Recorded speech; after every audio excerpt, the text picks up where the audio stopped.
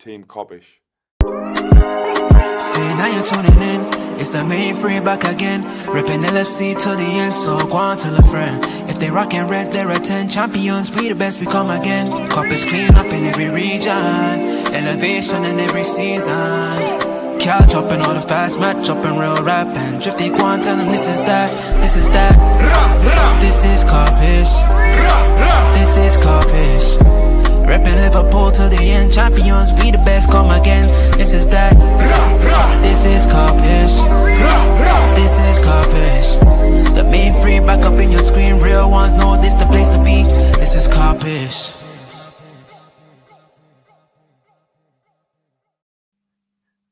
Good afternoon, everyone, and welcome back to another edition of the LFC Focus Show.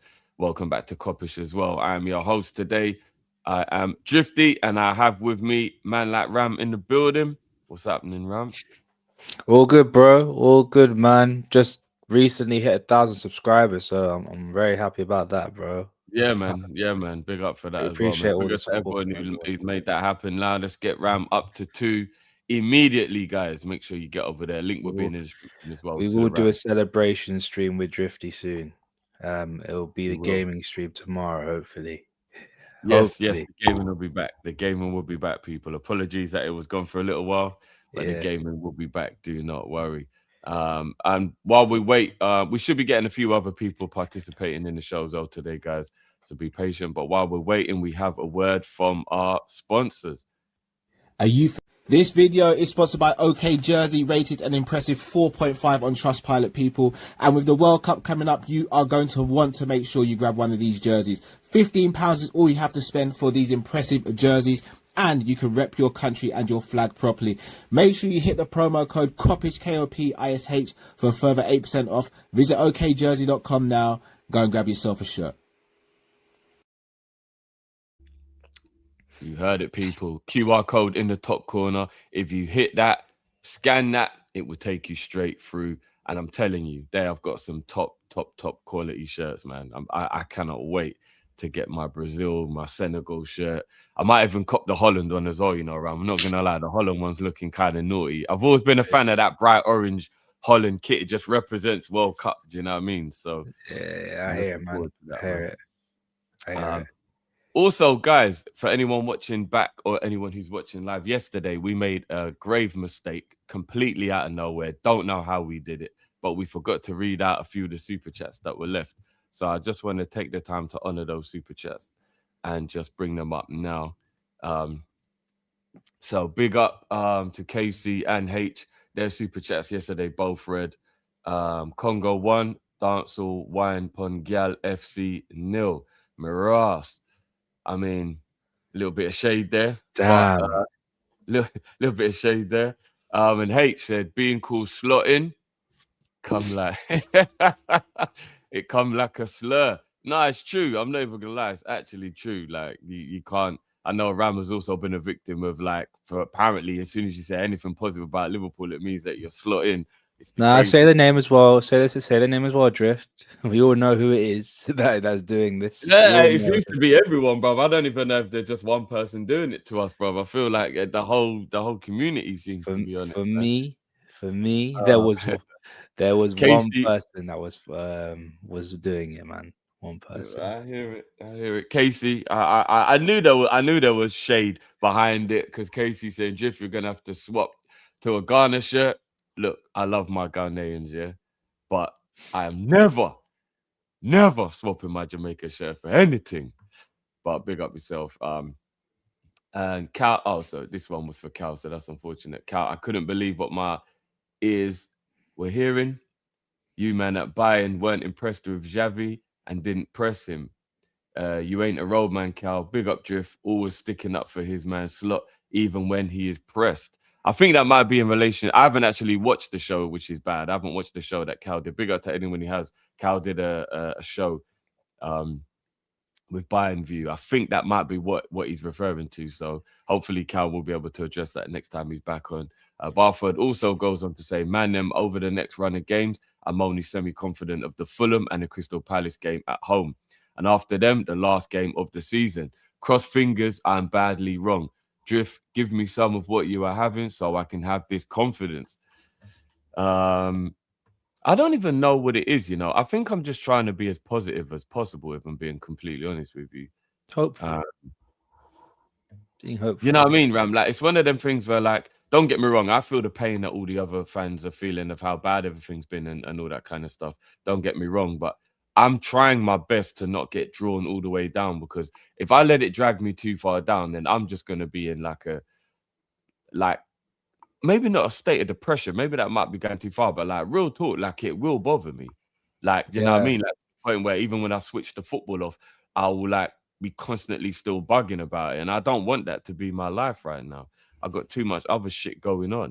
Do you know what I'm saying? For that to be the case. So I think that's why I'm just trying to remain as positive as possible and trying not to let things get me down too much. But it is annoying.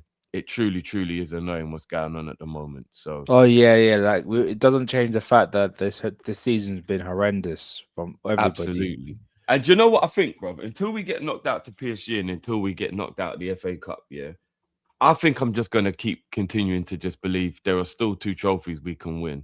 You know what I mean? I'm just going to keep, there's 2 trophies we can still win. And until we can't win them, I'm going to try and remain as positive as possible. Like, that's all I can do. I can't keep letting this drag me down, man. I just can't. So we will see. I hear it. I don't think this is necessarily some positivity, but I did just want to bring this to light while we're doing the Liverpool Focus show. I thought this was absolutely amazing when I saw this morning. I don't know if anybody has seen this. Where's this? So it's called the Halfway House. I'm not actually sure exactly where this is situated. I'm guessing it could possibly be Liverpool. I'm not sure. But this memorial has been painted on the side of this pub. And I'm not going to lie, that looks amazing. That is a proper cool dedication. So I just wanted to bring a little light to that for whoever who did this, because that is cool, man. And it's fun, bro, because it's very easy, right, for us to get lost and to get and to forget what's happened, where we've been, that kind of thing.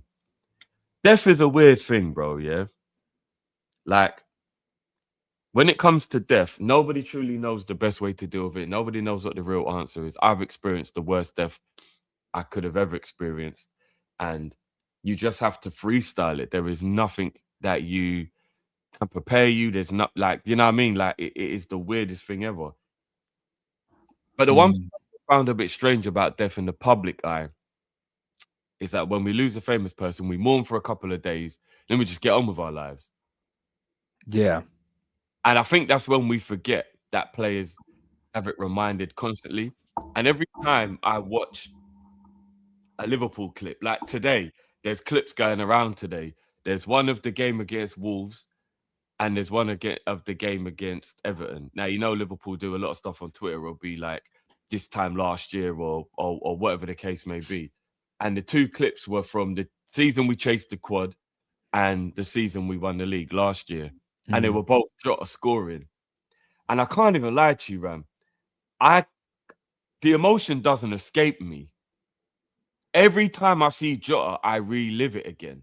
Like, I don't just glance over. It's not like, oh, do you remember that guy?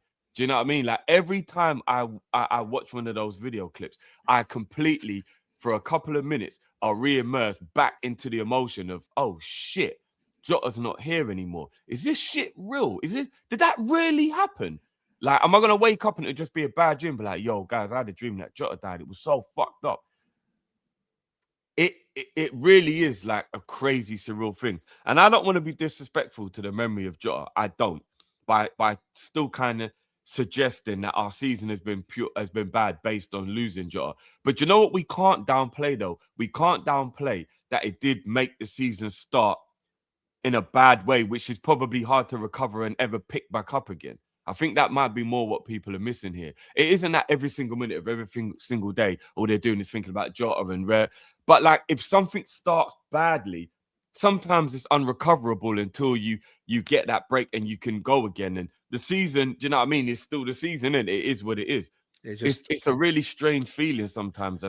You can't even explain it, how one season can be absolutely so different to another. And all the differences is points on the board and are summer holidays. Do you get what I mean? It's the weird thing that you could ever experience in your life, of like how you can go from one extreme to another, and the only difference is a summer holiday. But it just is what it is, and that's how football's always been. And I do believe that a little bit more grace should have been given to the fact that it was just an unprecedented tragedy. And I don't really think too many people truly understood what it probably meant to the players. I really don't, you know what I mean? And seeing this today and those clips going around, it just made me reminisce on it again a little bit of like, yeah, every day they walk into the dressing room, bro, and number 20 is still hanging up in the dressing room.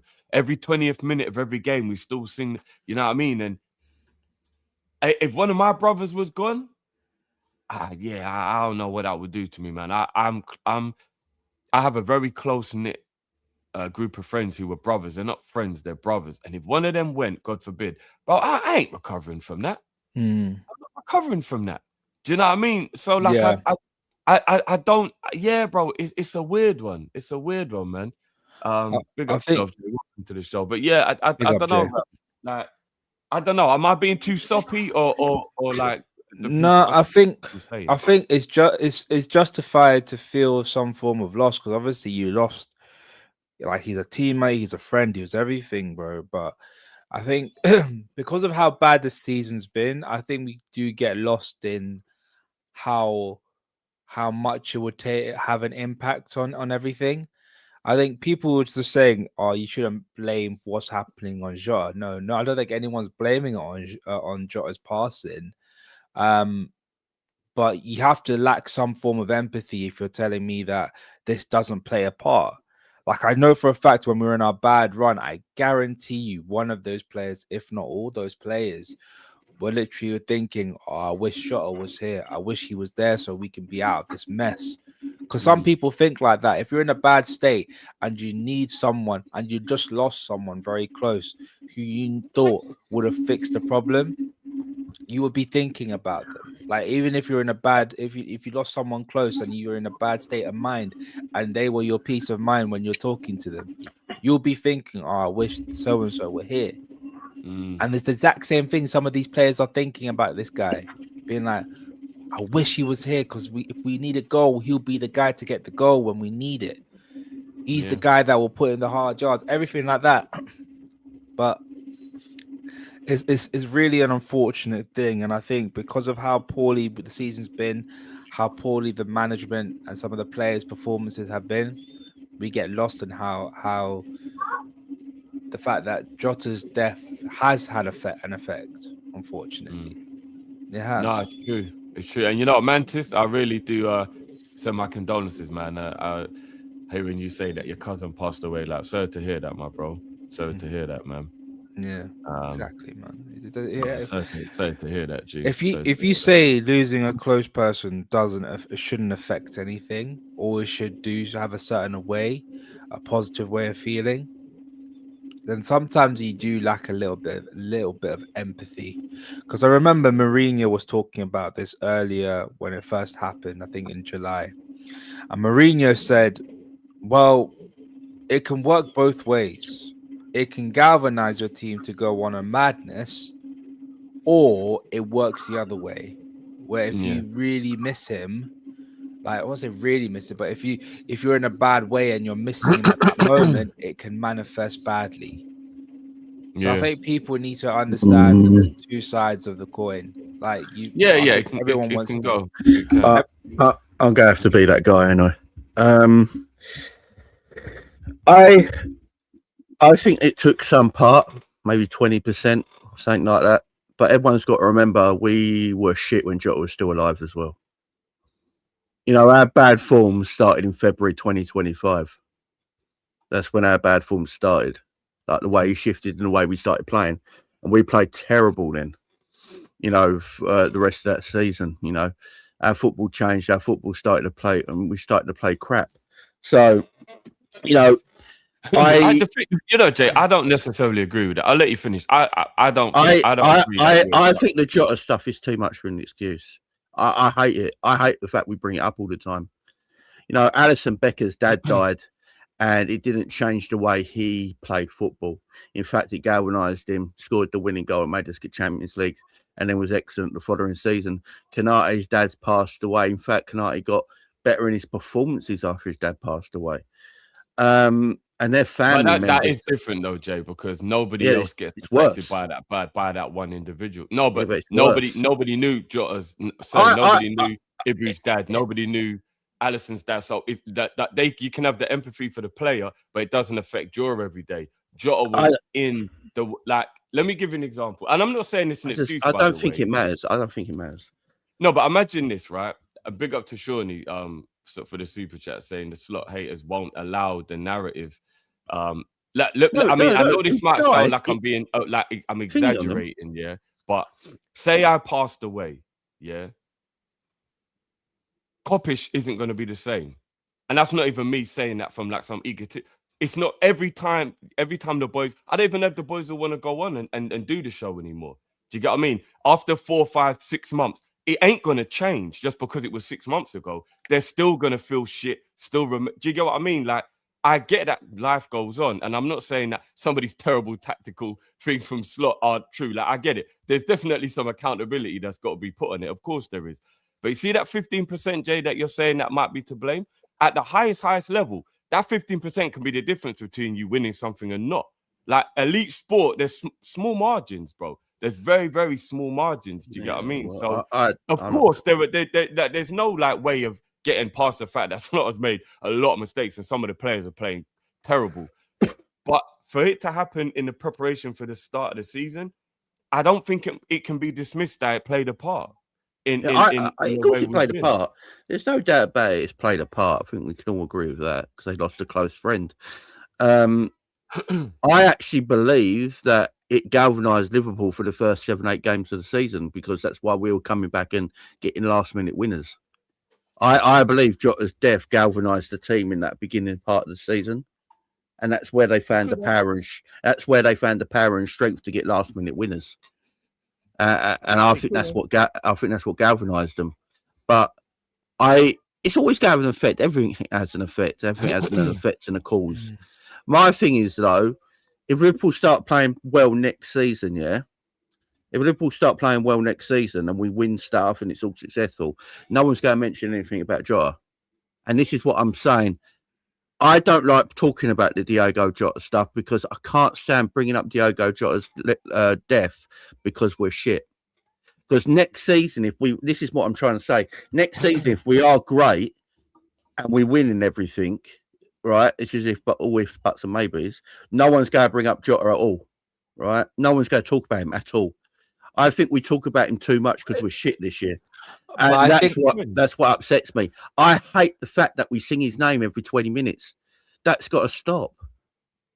I think also it depends which way you look at it. You know? I think also because of how bad we've been, because of other circumstances, the players not playing well, the management doing a madness at the minute, is almost difficult to talk about because there are other factors that are in play, and that the reason that people bring it up is the first thing that people say, "Oh, you're making excuses for how poor you've been." It's like, no, because we've been so bad because of the management and the players being absolute idiots.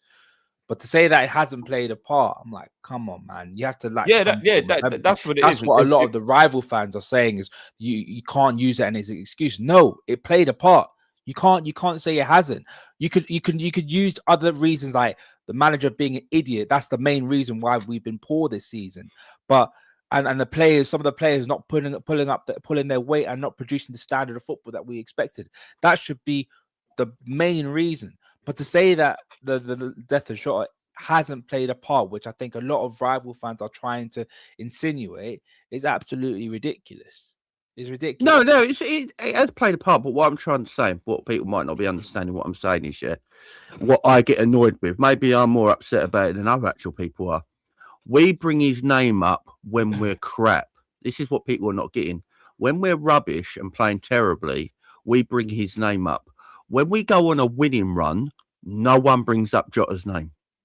This is what I'm I mean, trying to to be say. fair, Jay, I haven't really heard anyone bringing up Jota for a few When, months now.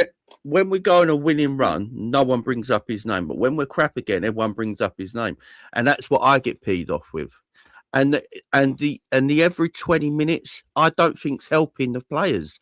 If people want the players to try and move on from all this, I don't think singing the song every 20 minutes is going to help all the time. Are we going to keep doing it next season, the season after, and the season after? When's the stop period?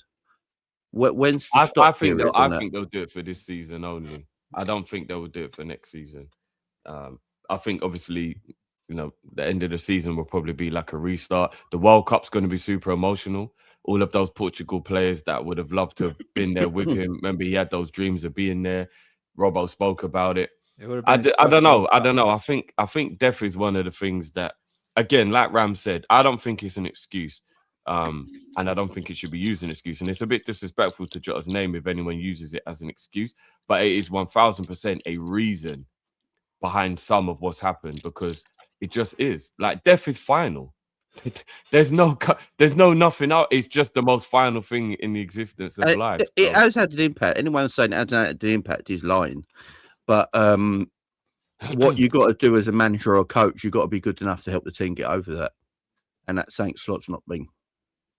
But you know what? And again, I don't really care anymore. Like, all the jokes aside about people say, "Oh, you see Slot," or whatever. I don't know if anybody can say what it would be like to be a manager in that situation and having to deal with that. And I think that he dealt with that pretty well, to be honest. And again, I don't like, I'm not even doing a joking thing at the moment. If you look at what Slot had to deal with the pressure of dealing with taking over from Klopp, and then 1 year removed from that, dealing with the pressure of losing Jota and such a tragedy in the fan base and in the team, and with the fans. Within that 12 months, he was incredibly mentally strong to deal with that the way he did. Love him or hate him, don't think he's a good manager or whatever, like, as a human, I think he did exceptionally well dealing with two of the most stressful things I can imagine dealing with as a human and in football. I don't know.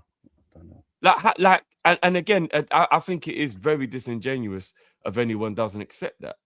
Like, we all said we think we're in for a bad run because Klopp's going, and look how hard he is to replace. Slot dealt with it exceptionally well. And then being the manager of a team dealing with that I don't know, again, and this is away from football, forget how we played and all that. I just think he did exceptionally well mentally dealing with both of those. Maybe we take things like, as you said earlier, you guys said earlier, everyone takes death differently, yeah? I'm taking it differently to you two in the Jota situation. Others would be the same.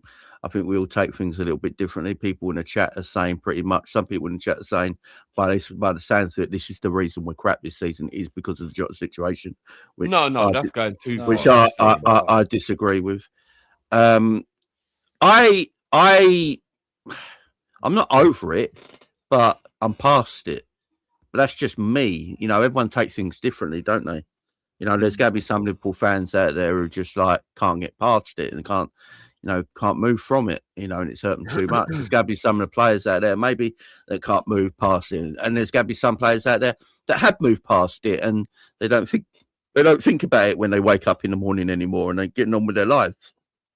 So everybody's moved on from it, in different ways, and I hate the fact that we just.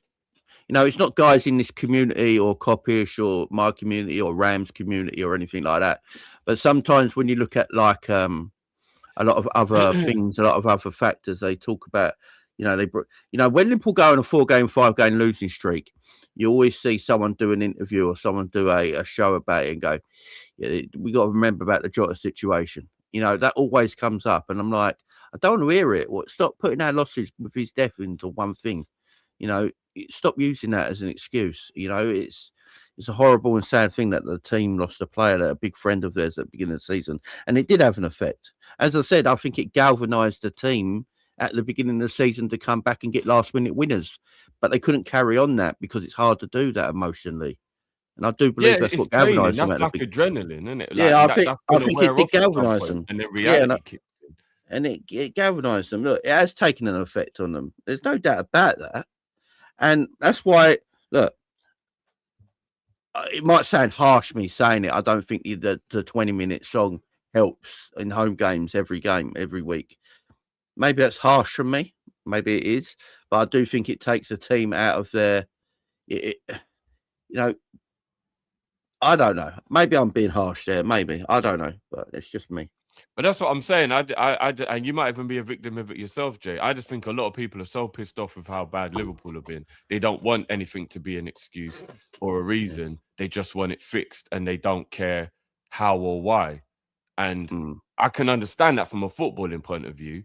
Like, of course I can. Like, we don't want Liverpool to be crap, but maybe I'm just looking at it a little bit more from the human side of just thinking, because what I think happens is sometimes I think you forget about it in your everyday to-day life, but there'll be moments when you're just really down and you don't feel good and you don't even know what it is, and that's your subconscious still dealing with the problem. And I can say that as someone who's gone through tremendous grief in my own life recently. I can be fine 1 minute, and then the next minute I have like a depressed feeling. I'm like, what's wrong with me? And it isn't even clear to me what's wrong, but I just think it's a subconscious where you pushed it down. And then like every now and again, it will pop up because we're just humans, and that's how emotions work. Or something could just trigger something to make you remember it. And then the rest of that day feels a little bit weird. Do you know what I mean? Like, you wake up in the morning, you're totally fine, and then you see something, like a picture might pop up on your phone or something, and all of a sudden the rest of your day just feels weird. And it was like you were fine before you saw that picture. And you know what I mean? Like, there's so many different ways into how it can play a role. And of course, it's not the reason. Anyone who's saying it's the actual reason, I think that's being a little bit disrespectful to the name of Jota, to go, oh, yeah, the reason we're crap is because of that. It's like, no, of course, there's been poor performances, there's been terrible tactics, there's been poor man management, there's been so many things that have played a role in all of this. But I just don't want to downplay the fact that these players must have really and could still be struggling with what happened with Jota. So I think it's great to talk about Diogo Jota, and we all should talk about Diogo Jota. Obviously, we should do. All I'm saying is that I hate it when people bring it up when we go on a losing run or something like that. That just pisses me off, because that angers me, because you're sort of like, disrespecting Diogo Jota in a bit of a way doing that, and I don't think anyone that angers me. So I actually get angry with that. I think it works both ways, though, Jay, because I think if we somehow miraculously end up winning the Champions League and the FA Cup, I think people will bring up Jota as the same way. They'll bring him up. I don't think they mention it. I'll tell you right now, I don't think they mention it. I think they would mention it in the way of they will say this one's for Jota. Yeah, I do. Yeah, I do. It's so tough, but they would mention it. We wish we was here. We wish he was here. But then if we lose it all, they'll just say we weren't in the right frame of mind and all that. So those people who are doing that are too bad. Are bad. So I don't want that does do it too much. But I feel like we'll see it. I feel like we'll.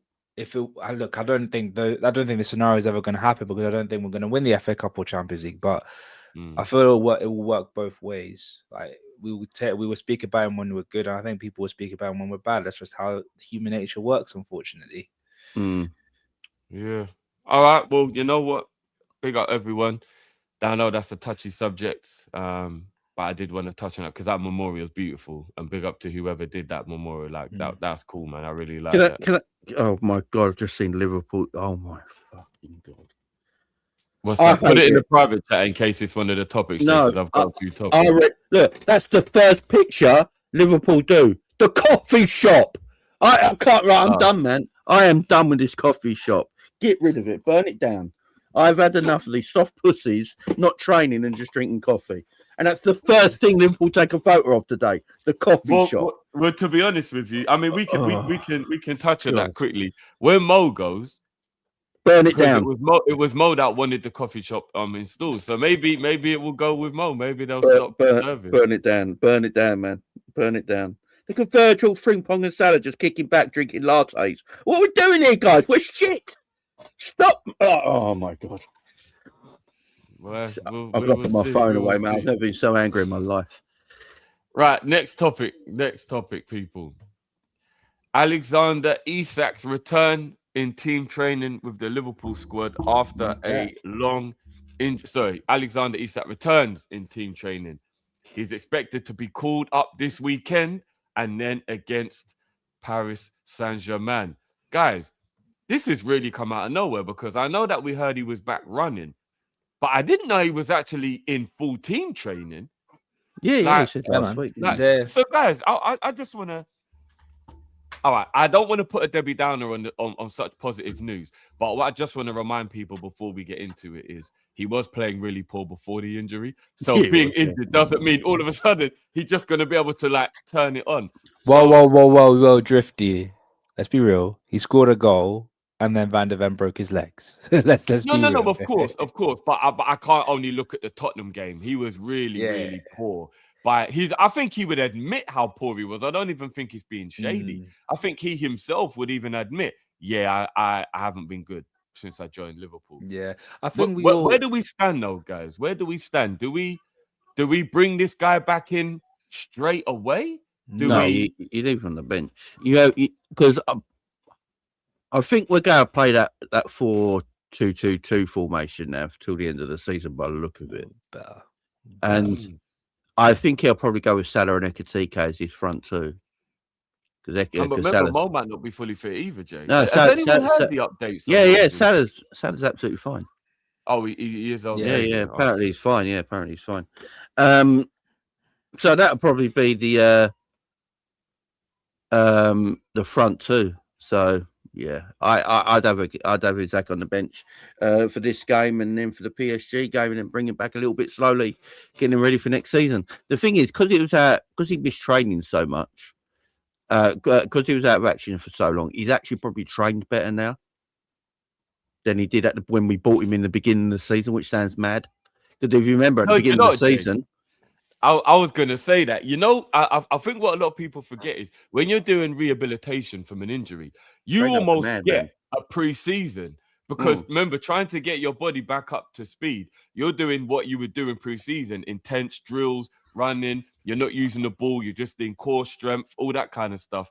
I wouldn't be surprised if he's actually more fit now than he was in August. Yes. Well, he didn't train in August, did he? Remember, Newcastle isolated him. So he was doing one-on-one stuff. He went through all that with Newcastle because they wouldn't let him go because they were being bitches. And then when he came to Liverpool, it's at the end of pre-season, wasn't it? So he did. We always said it, like me and you, Drift, said it loads of times. Like, Isak won't be good this year because he ain't had pre-season. He's not going to be that guy. And now with the injury, like you said, all you do when you come back from injury is train. Yeah. You're training your body again. You're training, getting healthier. It looks like he's put on a bit more weight since he played as well. So, a bit more muscle, which he would have put on because when you got a muscle injury, you put on muscle again. You put on muscle in your body and where you're training. So, it might have actually, not saying it, breaking a leg don't benefit anybody, and that's what I'm not getting at. But time away probably benefited him just to get fit, and so he might actually come back looking a lot better than he did at the beginning of the season, which is a weird thing to say after he's broke his leg. Yeah. So am I being? So this is how I'm looking at it. Call me delusional if you want. I'm just trying to be the ultimate optimist. Yeah. Bring me back down to PSG. Is that what you're saying? Yeah. Winner against PSG. Is that what you're saying? Yeah. No, I'm just looking at. That's what Drifty's definitely saying, man. I'm basing this off of we stick to 4-2-2-2, right? Because if we go to a different formation, this doesn't. What I'm saying, it won't work. Yeah, and that could easily happen because Slot is a donut. So, but if we stick to 4-2-2-2, and this is what we're going to try and use. In fact, you know why we might not stick to 4-2-2-2? We've lost ring pong. So straight away, it doesn't even work doing the fullbacks. Creating the width when you. But he said in a press conference, Szoboszlai can do that. Jesus. All right, so let's just go on. let's just go along. Let's just, for the sake of argument, let's have fun. Let's say we're going to play 4-2-2-2 for the rest of the season, which has seemed to have suited us a lot better. You can flip it to a diamond if you want, but that's the main premise of what we're going to do, right?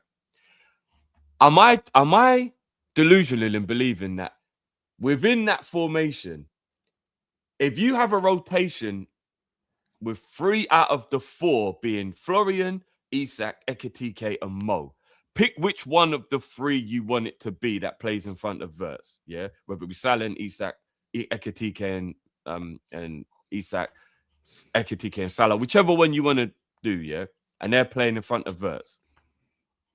Those four, talent-wise, with the fact that we've seen 4-2-2-2 is a better formation for Liverpool tactically, the structure's better for us defensively, etc., etc. Am I delusional in believing we can win a trophy? Because I think those fours up front can fire us to a trophy. Even if the stability ain't been great, even if the form ain't been great, those four are four of the best attacking players in world football. Oh, yeah.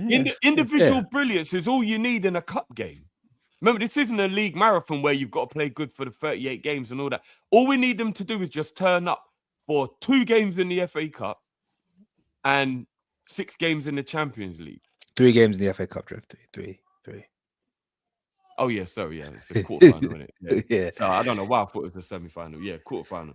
Like, and I know that's a lot. I know 9 games is a lot of games. I'm not saying, but I'm optimistic that if Isak is back and Mo is playing centrally, with Mo leaving, there's going to be a little bit more of a, he's going to want to leave well. He's not going to want to go out. Like, I can see about 10 goals and I can see like 10 goals and 3-4 assists from Salah between now and the end of the season if he's playing centrally. Oh, yeah, if you're playing Salah centrally, he's going to get goals from that till the end of the season. There's no doubt about it. This is what I'm saying. So, like, could we not be in for quite a fun end to the season if we've got Isak back and Mo playing down the middle? Or am I just am I being delusionally optimistic?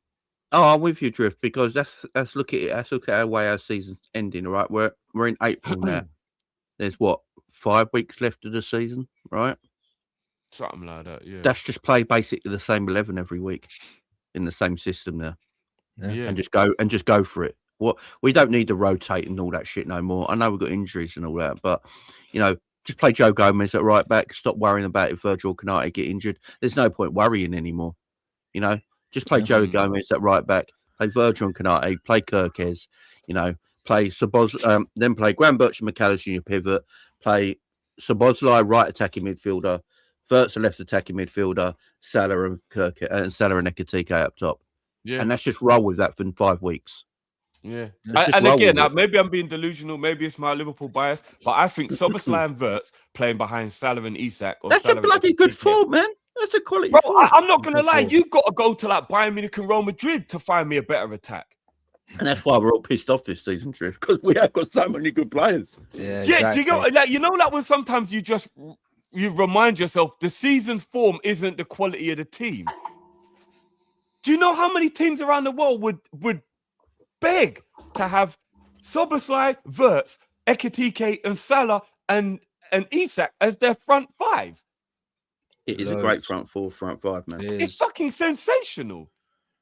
It is good. I mean, and then you got Isak coming back. I mean, if Isak can come back fit, and I mean, it's just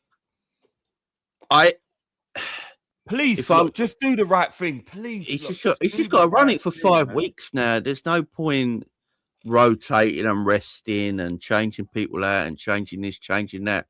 He's got 5 weeks. Just play with the 4-4-2, whatever it is he wants to play it in any kind of way, diamond or the box. I think Slot has realised that it is the best formation for Liverpool to play with the players that we have available. And because we haven't got that real width. And it is probably the best way of playing. So just go with it. Play Joey Gomez at right back. Don't worry about the centre back cover right now. We've got 5 weeks, man. You take Canate off for Chiesa every game anyway, so it don't matter. You know what I mean? So just it's not like he's swapping. This is the thing. It's not like he's subbing Gomez for Canate. That never happens. He always brings Canate comes off for Chiesa. By the way, I think he's done that 9 times now. It's never worked, but that's his sub. But yeah, just run with it, man. We got nothing to lose now. Let me fifth in the Premier League, for goodness sake. Let's just run with it. If we take into consideration that he might not play Joey at right back and he'll probably go with Szoboszlai, I'll ask you lot this: who would you lot prefer to play right back in a 4-2-2-2? Szoboszlai or Curtis Jones? Curtis Jones. In a 4-2-2-2. Yeah, Curtis we play a diamond or 4-2-2-2. Who Oh, out yeah, of Curtis Soboslai and Jones. Curtis would you think Curtis would make Jones. a better right Curtis back? Jones. Curtis Jones. I think You Curtis need- Jones is better at right back than Szoboszlai. Yeah, so do I actually. To be honest with you, I don't necessarily think that, but in a diamond or a box midfield, you need someone with legs. You need like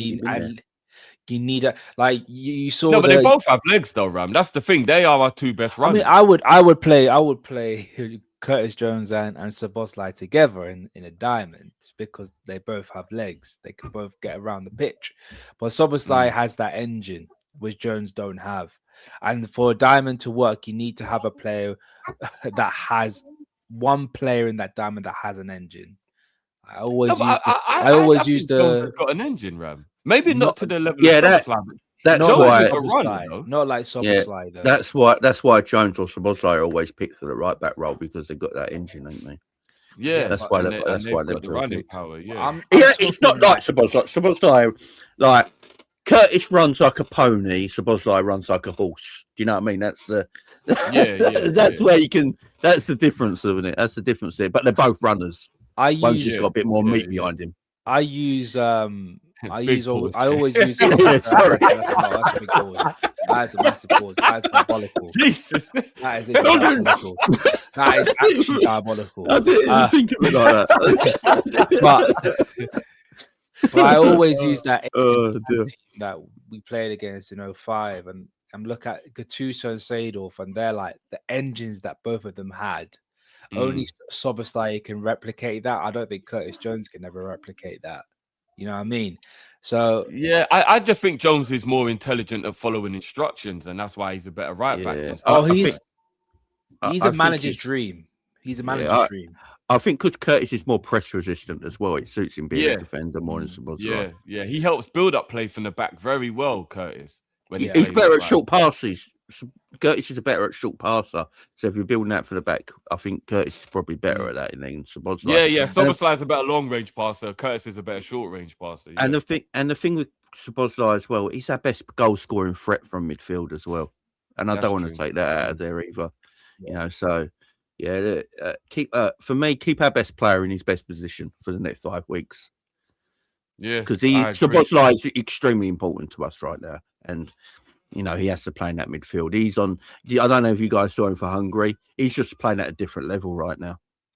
His level's gone. You know what? Jay, when I tell you, I hate the narrative, that is being spun that Szoboszlai cannot be player of the season because he's in a team that are playing crap. If you look at him on an international level, if you look at him in Europe, and if you look at him in the Premier League, the consistency. For me personally, I think Szoboszlai is player of the season.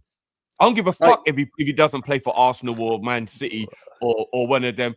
Szoboszlai has been the most consistent player in the whole league. Even the other players we're talking about, Declan Rice, they've had bigger dips in form than Szoboszlai has. I think Szoboszlai's had 2 bad games all season. Yeah, it's just because the team's not good. It's just because the team's playing crap. Why all of a sudden, and I hate that narrative that gets spun that if your team ain't playing well, you can't be the player of the year. What the fuck has that got to do with an individual performance? I know people will hate this thing. I think Bruno Fernandes has been excellent this season as well. I think Bruno Fernandes will win player of the year personally, and I'm not. Well, remember, Jay, he was crap at the beginning of the season where Szoboszlai wasn't. So Szoboszlai's still been better for longer.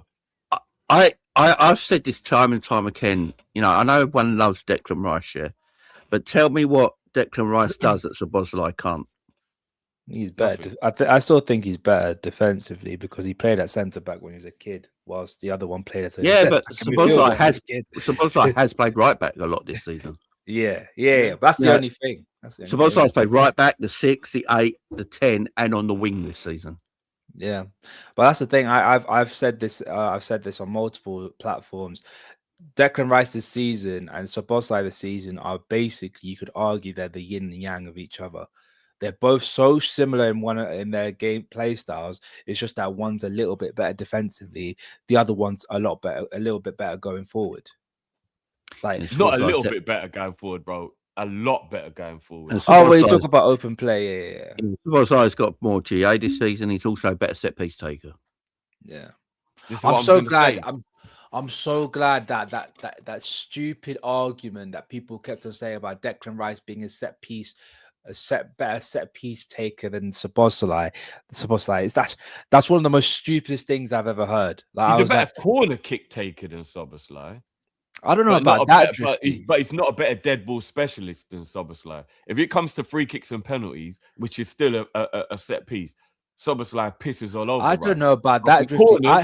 Szoboszlai isn't as good as Rice. I think the corners. I think the fact that I think Szoboszlai gets onto Virgil and Konate's head top a lot more than that Declan Rice does. It's just that Gabriel and Saliba, for some reason, are just a lot more dominant in the air compared to those two, which shouldn't be the case. Not Saliba, Gabriel. Yeah, Gabriel. Guys, have you seen Paul Joyce's articles this morning? I haven't. No. Yeah. They're Slot staying, man. He ain't going. But you know what? Let's just dive straight in then, because that was going to be the next topic that I was going to go on to. And I know this is going to upset people, so here we go. Jamie's brought it up. Let's do it. So, why are you getting on to me, bro? That's what I just read as well. Yeah. So FSG remains steadfastly behind Arne Slot and want him to emerge from the turbulence. The prevailing view is that Slot was crucial to the league title and that the head coach with a track record of success has not just disappeared. This has been a season of, at times, unprecedented challenges, beginning with the death of Jota. If underlying issues were resolved, gaps in the squad are ironed out, then FSG would expect the Dutchman to reassert himself. Where do we stand on this one, then, boys? I mean, I didn't want to bring this up, but we have to because it is news. I'm getting really tired of talking about Slot. I'm so sick of the in and out Slot debate and all this crap. Like it's doing my absolute nut. That's why on Monday we didn't even do a show. That's why on Monday we had some fun and we did like a random show because we didn't want to keep talking about Slot 24 hours a day. It's so boring. But look. And what we say, people? Jay, go on. What we say? Then he talks about Xabi Alonso as well, where he just doesn't see it. I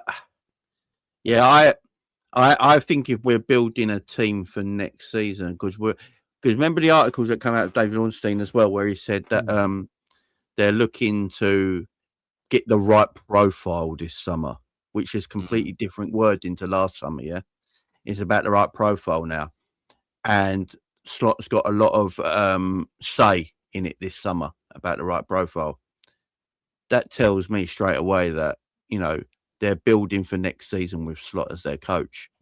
And I've said this multiple times this season, guys. I've said it to you two many times as well, that I believe FSG and Richard Hughes and Michael Edwards believe Liverpool just been unlucky this year. Yeah, I believe they think they do. I think because obviously the Jota situation in pre-season really hurt the team. Obviously, Isak breaking his leg, players coming in, players coming out. You remember at the beginning of the season, they never said it was a transitional season, but halfway through they changed their mind and said it was transitional. So I think they think he's just been unlucky this season, and next season they go get more of a profile player that fits his system and get a bit more pace in our team. And you'll see a different Liverpool next season. That's what they believe. Look, part of me commends Liverpool in a way that they just don't sack managers, right? I do commend them for that. They try to give managers a chance to get themselves out of the shit, which I like sometimes. So I do think sometimes managers are sacked too quickly at times. So I do commend them on that. But at the same time, it is a massive gamble. Because Liverpool are a huge institution in football, and Liverpool can't afford to be shit for 2 years in a row. They can afford a year off, maybe, but they can't do it for 2 years in a row, leading into 3, leading into 4, because you get that carries on, don't it? It's very hard then to get out of it. So it is a gamble, but I think it's a gamble worth taking. Now, I've never seen. The problem is I've never seen a manager at Liverpool win the league title and not be liked. And at the moment, Arne Slot has that. He's won a league title and he's not liked by a majority of the fan base. And that is very, very, very unheard of, because we put our managers on a pedestal as a football club, don't we? You know, a lot of clubs talk about their best players. We talk about our managers. You know, Paisleys, the Shanks, the Dalglishes, the Klopps. You know, we really put them on the pedestal over players most of the time. And yeah, I just don't think Slot's completely liked at the moment. And can he change that round? I hope he can. I mean, that'd be cool. Look, I've always said it. I hope Slot can sort it out. I'd like Slot to sort it out, you know. But I don't know. It's still a gamble. It's a massive gamble. And if they believe he turns it around and changes it, then, you know, hats off to him. They got it right. But if he don't, then they've got to act quickly next season to sack him, ain't they? So it's a gamble. Yeah, I mean, I've seen a lot of narratives that are running online where people are saying this is the Ten Hag situation where Man United gave him the chance and then realised into the season they shouldn't have, but then that means that their season is already a failure because it's halfway through or whatever. I'm guessing that's what a lot of people are worried about when it comes to it. It's a weird one. It really is a weird one because I don't want next season to be crap, but I don't know what else I can do but just get behind the team if he's staying. Like, we're not in control. One thing I won't do, and I'm not even going to point any fingers at anyone as an individual here. I'm just going to say I've seen it and I just don't want it to be me. I don't want to be in a situation where even if my team is winning, because I don't like the manager, I just want to be angry all the time. And I don't want to see any positivity. You don't want to be like this narrative. Bro, I'm not pointing any fingers. I'm not saying any names. I'm just saying that could never be me.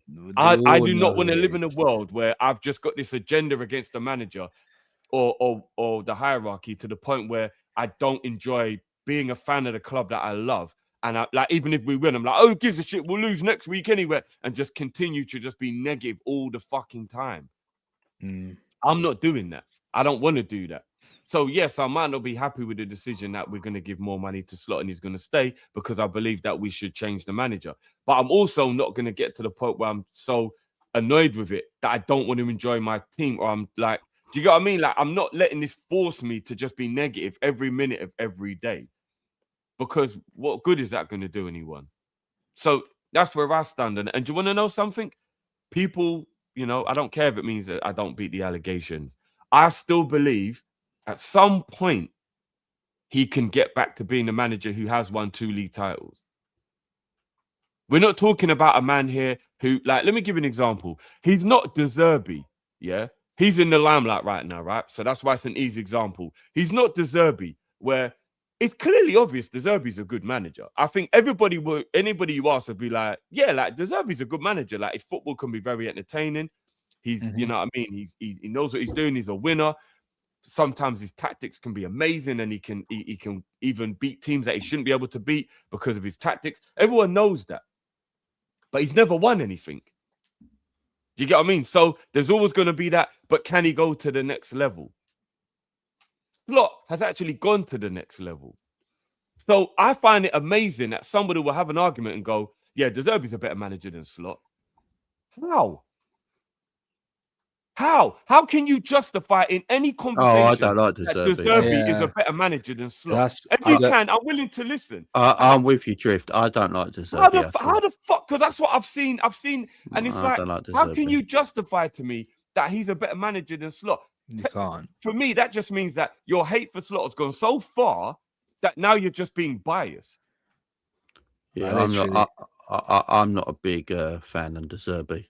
I never wanted De Zerbi to be a Liverpool man. I'm not a big fan of him at all.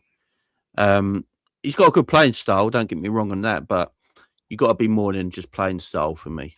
Do you know what I mean? There's got to be more to your game than just playing style. And you know, I think there's a reason that Tottenham's the biggest club De Zerbi's ever been at, and I think there's a reason behind that. Marseille's quite a big club, Jay. I know what you mean. Yeah, I think Spurs are. I think Spurs are bigger than Marseille. Yeah, but in current history, in current history. But it's Marseille in 2026, Drift, not in 2000. Not 2000. No, that's what I was going to say. Yeah, Jay's right in terms of modern football, but historically, though, I'd say Marseille is a bigger club than Tottenham. Historically, though. I just look. I've said it personally before about Alonso as well, and you guys heard me say this. I've said it many times. I think Alonso's a gamble as well. You know, because yeah. I think everyone would be happy as soon as Alonso got appointed because he's Xabi Alonso. I think we'll all be smiling. We'll all be doing good shows. We'll all be happy, laughing and joking and stuff like that because Xabi Alonso's here. You know, he's got a connection with the club, of course. So we'd all be so happy about that. But his footballing style, I don't actually think is much different to Arne's. I have a feeling, Jay, he may change it a little bit because his footballing style at Leverkusen, whilst it was like it's similar to, it's still how he wants to play football. I think he knows what type of football is best for Liverpool because he's been at the football club. You get what I mean? I don't rate Alonso. I just don't rate him. I worry about Alonso, Jay. I wouldn't go as far as to say I don't rate him because I think what he did at Leverkusen was sensational. But I worry about Alonso. I worry that a back five is his preferred formation, and he just did a back four because the president at Real Madrid told him he can't play a back five. I worry that his football is very defensive. But when he was first starting out as manager at Sociedad in Sociedad B, he never played a back five. I say this: the only reason he played a back three for Leverkusen is because that club had been playing a back three for about 3 or 4 seasons, and they've been so used to it that he's like, okay, this is how you guys play. Let me get these style of players, and I can get you guys going. But when he was at Sociedad, bro, wasn't he only the youth team coach? Yeah, he was managing the Sociedad B side. That's what I mean, bro. So, like, in terms of like professional football, you got to play like the first team plays, don't you? Yeah, like in terms of professional football, he's only had success with a back three. I will say everyone says about Alonso winning that title for Leverkusen, yeah, and the way they did it, right, and we should rate him because of that. Then everyone should rate Arne Slot for winning the Premier League. Oh, we do. I'm never going to take that away from him. Oh, I'm just saying that. That's what spinning the narrative all the time. Yeah, that's what I'm saying. If we rate Alonso for winning the Leverkusen their league title, which is a massive achievement, don't get me wrong, then we still got a rate Slot for winning the Premier League. You know, it still don't mean they're great coaches. Do you know what I mean? It still don't mean they're fantastic. Like people say this quite a lot. You know, Zidane won 3 Champions Leagues in a row, but people still say they don't know how good of a coach Zidane actually is. But you know, and he won 3 Champions Leagues in a row. So I'm not sure. I think Alonso's just as much as a gamble as keeping Slot is, if you ask me. The thing is, though, Jay, like I hear where you're coming from, but winning a league with Leverkusen is very different to winning with anybody else. Like I've always called them the Tottenham of Germany. Like they never win anything. They've always been called Weisserkusen for a reason because they don't win. They always lose when it gets close. When the things get tough, they always flop at the end. Like you saw what happened in 2002. Winning a league with them, being the first ever league title they ever won in their history as well. I think it hits differently. It hits differently. No, I hear you, Ram. You're right. You are Steven right. Gerrard did this manager. He went undefeated with Rangers. That's true. I also think Steven Gerrard left at the wrong time. He should have stayed. Because they've not won a league since, have they? No. But also, Jamie, I think also I said at the time when he left, I was like, this may be the wrong move for him. I think he's left a little bit too early. Do you know do you know when he went to Villa? Yeah. Do you know when he went to Villa? He spoke about players at Villa that didn't want him to be there and weren't good for the football club. Then players he spoke about are no longer at Villa. So he might have had a point. Who's he talking about? And do you know what I think? What he suffered from at Villa? I think when he was at Villa, he suffered from a lot of the players having maybe not an intimidation, but like that feeling of you were so great as a player. It's annoying me. You're trying to tell me how to play football, and I can't do what you're telling me to do. If you go and look at some of the greatest players that I've ever played that you thought would have been good managers and haven't been, Roy Keane, Thierry Henry, Graham Souness, like you think how were they not able to? Do you get what I mean? Because of the knowledge and how great they were. But then you think maybe players just didn't like being told to do something they couldn't do by someone who could do it. Yeah, and maybe Gerrard was on that training ground doing certain things, and some of the Villa boys were like intimidated. But I don't know. Do you know? It could It's weird how it just happened at Villa the way that went. It was weird. It was the wrong time for him. I don't think he's ready to be a manager in the higher up. But you could argue, and I wouldn't want Stevie anyway. Do you know what I mean? But Only on an interim basis. Yeah, I'll give everyone this, right? If Luis Enrique was available, would they still be keeping Arne Slot next season? Jay, I think if Luis Probably Enrique and Hansi Flick were available, I think he's gone, in my opinion. Do you think that's it then? That the club literally don't want Xabi Alonso? Yeah, Jay, this is what I'm saying. I Yeah. think they look around the world and think, I don't think there's an upgrade on Slot by the managers who are available. That's how I think the board. So I'm with you on De Zerbi. I actually think Slot's a better coach than De Zerbi. That's just He is. right? But the narrative now he's going Tottenham is we flopped. We had a manager there and we've let Slot stay and we've let Tottenham go. And I'm like, how is De Zerbi a better manager than Slot? He would leave in 12 weeks with FSG, man. He would leave. Yeah. I think if Enrique was available or a Flick was available, or the German national manager was available, I think that might turn their heads and they might then let him go, Slot go. But Alonso's available, and all you're hearing is no, Slot's staying. And there's something about Alonso that the club probably don't think he's an upgrade on what they got. And I don't think the club are forgetting what I've said to you lot for so long. Liverpool do not ever want to be the backup dancer. Like, we are not the club who want to be rejected. And then, like, think about it. We could have gone back in for sure, many. We don't ever go back in for anyone. No. Yeah, like if you reject us, that's it.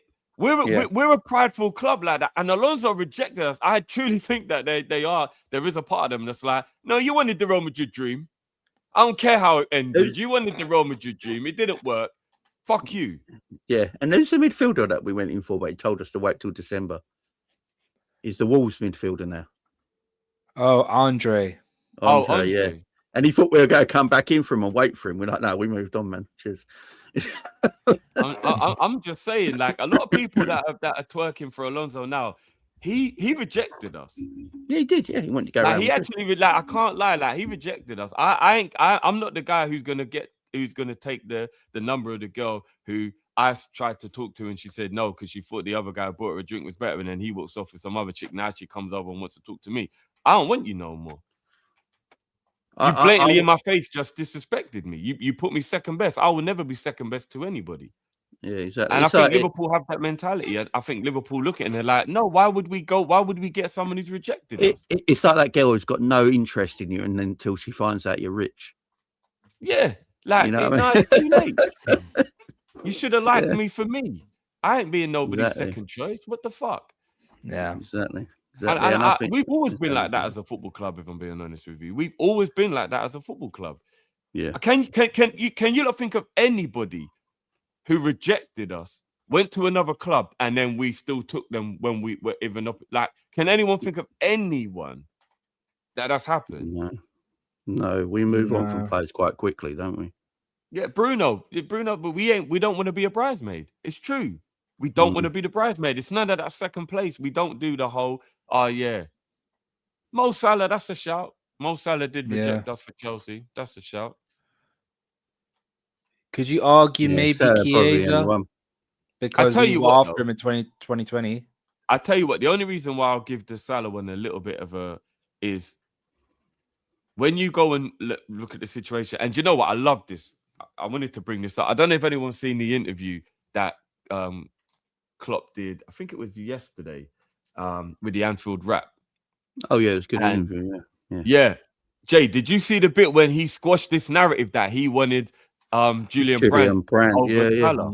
He spoke about it quite he said, well. No, we assessed them all and came to a group decision that Salah would be better suited. So there goes that whole thing of, Klopp don't know what he's doing. Klopp didn't want Salah.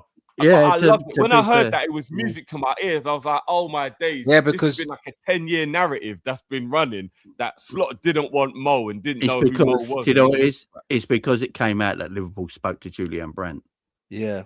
And because Liverpool spoke to Julian, and Klopp admitted it, we spoke to him.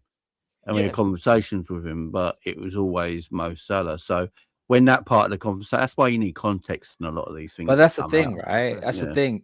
People forget the part where the club had a discussion about how it would work. The whole point of why Klopp wanted Julian Brandt, because Brandt was a left winger, and he thought Mane was really good on the right. Let's keep Mane in the right. But then the club came up with the idea: why don't you play Mane in the left, and we get a right winger, and we get Mo Salah? And Ram, if you see the interview, he said that Mo came to him before he signed, and he said, Mo didn't think he could play where there. are you going to play me? Yeah. Sadio Mane is a sensation. He's on the right. I'm a right. And he was like, don't worry about that. We'll worry about that. And then they had the discussion, and he found out Mo used to use Liverpool when he played FIFA.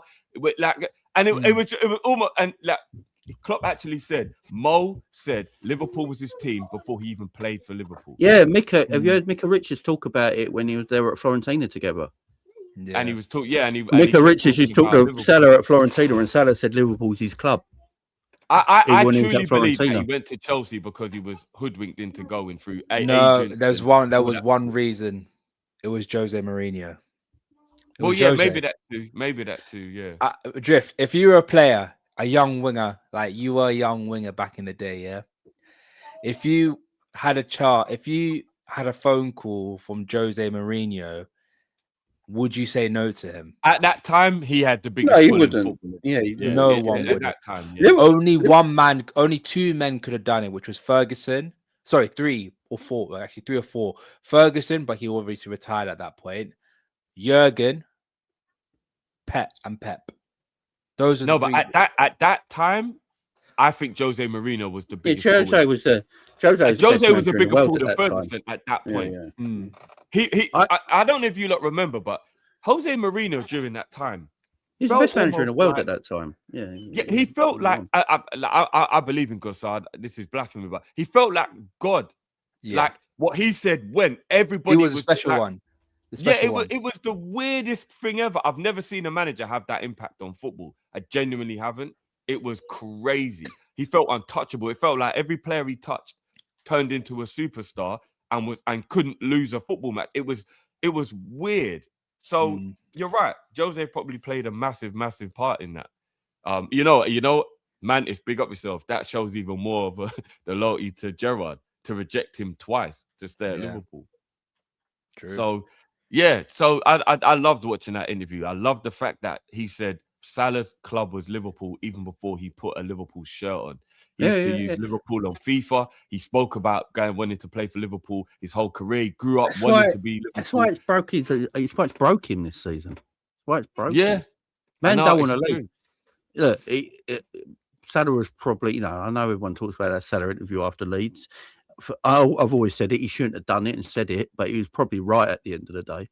He was probably correct. The club will push him out. It's very obvious, but he should have said it. He shouldn't have done it. But I think if he had a certain manager, I think he was settled for being a second choice player. I don't think so. I think Salah's just one of them players who never wants to be a sub, no matter who the manager is. He didn't want to be a sub under Jurgen Klopp. Remember that. He didn't even want to be a sub under Jurgen Klopp. He could be like a rotation player. If you don't want to be a rotational player under a Jurgen Klopp, you ain't going to be under anyone. Do you know what I mean? So I just think like Cristiano Ronaldo and people like that, they don't want to be subs. They just don't want to be subs. And do you know what it is? So they go off to play first team football somewhere else. That's what they do. I also think that Salah's career will be littered with PTSD. I don't think he ever got over being that bit part player at Chelsea and then kind of Fiorentina and like that little low he drove him. Yeah. And I think that is why he's like, never again will I let that be the case where I'm like not treated well or I'm just a squad player, I'm on the bench or whatever. And now he's at the point also where he's like, I've only got 1 or 2 years left at the top level. I'm not spending it on the bench. Mm-hmm. Do you know what I mean? Maybe, I'll be a bench player when I'm 39, 40. I'm not being a bench player when I'm 33. Fuck that. You know what I mean? And I commend him. I'm not gonna lie. I'm really upset that he's going, but I understand why he's going. Oh, we all get it. Yeah, we all get it. You know what I mean? He has to go. It's best for everyone. But look, if Salah goes to Italy, if Salah ends up at Italy with an AC Milan or a Napoli or something like that, it wouldn't surprise me if you heard he got 30 goals that season. You know what I mean? Jamie, I'm looking at Mkhitaryan. I'm looking at so many Dzeko. All these players, old players in Italy, still playing well, still scoring. You know what I'm saying? Like, remember Sanchez? Remember when Sanchez left Man United and after his Man United and Arsenal stint of absolute nothingness, and then he went back to Italy and he won the league. So it wouldn't shock me, and that's why I think Salah is probably up for leaving, just because he feels like he just doesn't want to be a sub, and next season he's probably going to have to be a sub because Liverpool want to move in a different way, which, by the way, is perfectly fine. I've got no problem with it. Liverpool moving on into a new era, and he just does want to be a part of that because he feels like he can still play football. And some players, that's how some players roll. And he's been here 9 years, man. 9 years in today's football is a long time. Yeah. Oh yeah. That's a long time. So hearing knowing what I already knew about Mo, and then watching that interview with Jurgen, talking about Mo, this is breaking Mo's heart. Yeah, man, this is breaking Mo's heart. Like, this is gonna be so emotional these last couple of weeks. It's gonna be crazy. It will be. I don't know, man. It's gonna. I'm not gonna lie. It's gonna be tough. And Jurgen said it as well. Such a good interview. Jurgen said it as well in the interview. We will never again in our lifetime see another Mo Salah. Football's not like this anymore. Jay just said it. Players don't stay at clubs for a decade anymore. We're never, ever again going to see another Mo Salah. Well, hopefully we do. Yeah, do you know? I mean, there's outliers to every scenario, but the chances are very slim. I need a top goal scoring foreign player ever in the Premier League. That wouldn't surprise me. Yeah, makes sense. One. He's number one. He's saying goals, ain't he? Yeah, he's number one. All the rest are British players, ain't they? Yeah, Kane, Rooney, shit. So he's the highest scoring foreign player ever in the Premier League. I think he's top 4 ever in Premier League goal scorers as well. Mm-hmm. Guys, when Mo Salah signed from Roma, did anyone think this would happen? No. Did anyone think this would be the case? And by the way, his debut season for Liverpool is as good as any debut season I've seen of a player anywhere in my lifetime. Yeah. You will really, really struggle to see a better debut season than the one Salah had. Do you think Mo Salah will get 200 before he leaves? What's he currently on? 189. No. That's too difficult. 11 goals in 7 games is a big ask. No, that's sorry, I am wrong. I am completely wrong. He's on 191.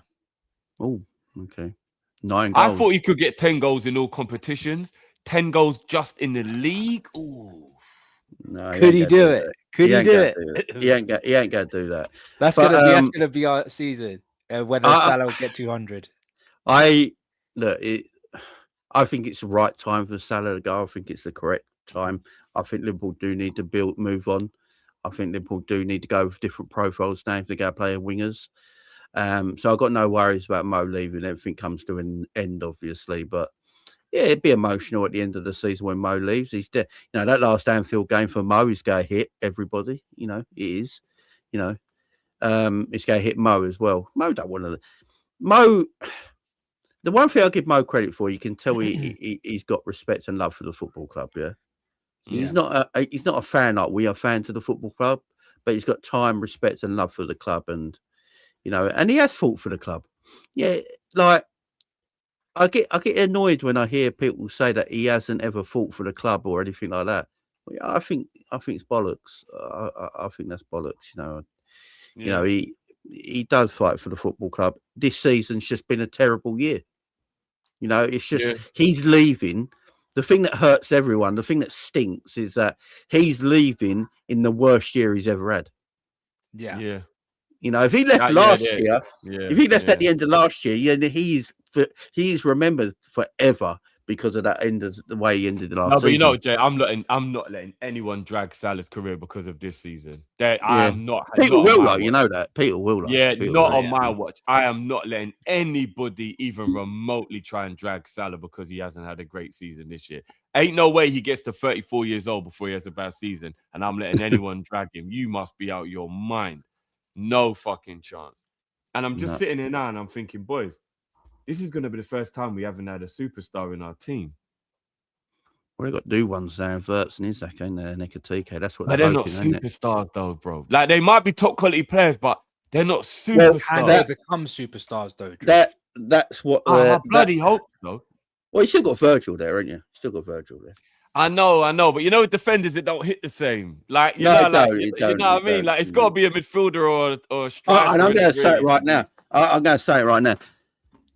Virgil van Dijk is going to be the hardest player to replace when he leaves. Yeah, 100%. You'll go 100%. feel it the most. You go feel it the most. I can't live in a world with Alisson and Virgil not being part of our back five. You go feel it the most. I dread the day that is the reality. I can't even lie to you. It's Virgil is. I think we have got used to, and we've been spoiled, and I'm glad we've been spoiled because look at the players we've had. But we've got so used to Virgil defends as a centre back that we've got used to it, and it's normal now. Wait till you see what it looks like when you get a very good centre back in that centre back. That's not Virgil van Dijk's elite level. We're going to be sitting here going, he ain't that good, is he? But he is. It's just because Virgil's such an elite level, and we got so used to it that the downgrade is very good. Do you know how mad that is? The downgrade is very good because he was so good. You know, and that's what's going to hit home. Same with Alisson. You know, we're going to get a very, very good goalkeeper to replace Alisson Becker, yeah. But he's going to make things. He's going to do things where he's like, it's happening now, Jay. That's Philly's a good goalkeeper. Yeah, because he's not Alisson. We all think he's shit. Because he's not Alisson. Yeah, it's just because these two, Virgil for me and Alisson are freaks in what they do. Where they play, you don't really get a centre back like Virgil. Virgil's not about engaging players; it's about defending space, in which what centre backs are meant to do. Right, that's what Italian way of defending is. You defend space, not the player. Right, and he organises the back four, and he's been world class and elite level at it.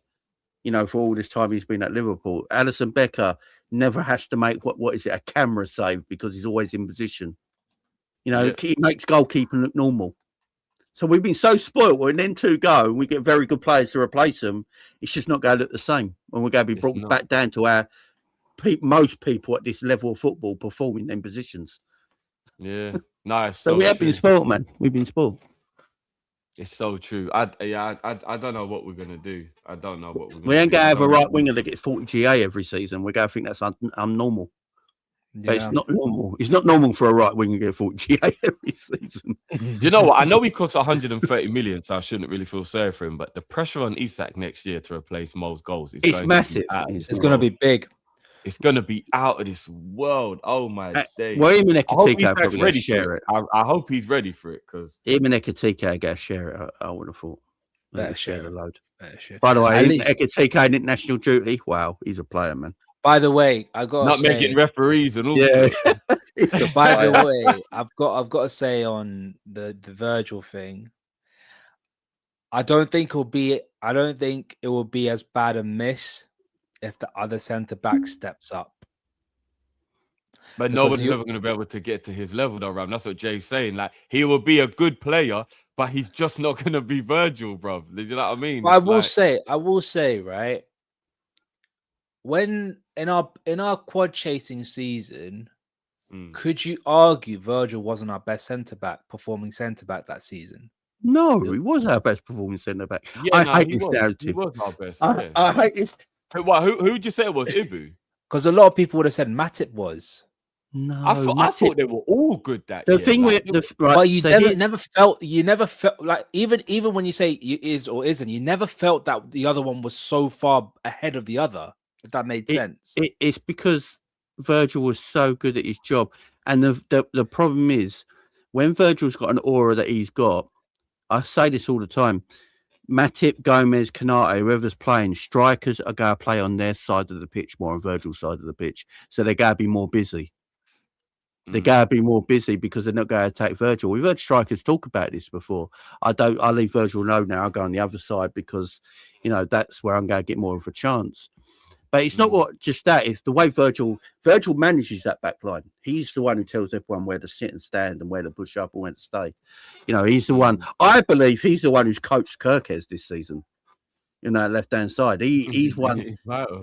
And he's the one who's brought him through. But Yeah, I don't think Matic was better than him. I don't think Matic would have performed at the level that he performed at if he didn't have Virgil next to him.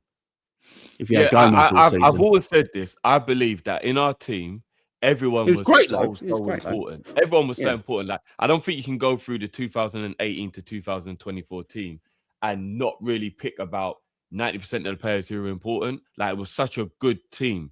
But I do believe the biggest presence missed was Virgil. And we were just lucky we only had to experience it once in the time. Virgil not being there was the biggest miss of any player. We used to miss Mane and Mo for a month and win games during AFCON. Like, we experienced what it was like with them players not being around. The one time we had to experience life without Virgil, it got very dark. It got very dark. Do you know what I'm saying? Like, he definitely... Look, even Kelleher stepped in brilliantly for Ali. Virgil is the one player... Jamie's right. You don't replace Virgil. You don't replace. I hope that Virgil does a Thiago Silva, and I hope that he's 37, 38, and he's still at Liverpool, still playing and still being important. Because I don't know what we're going to do to replace Virgil. I really don't.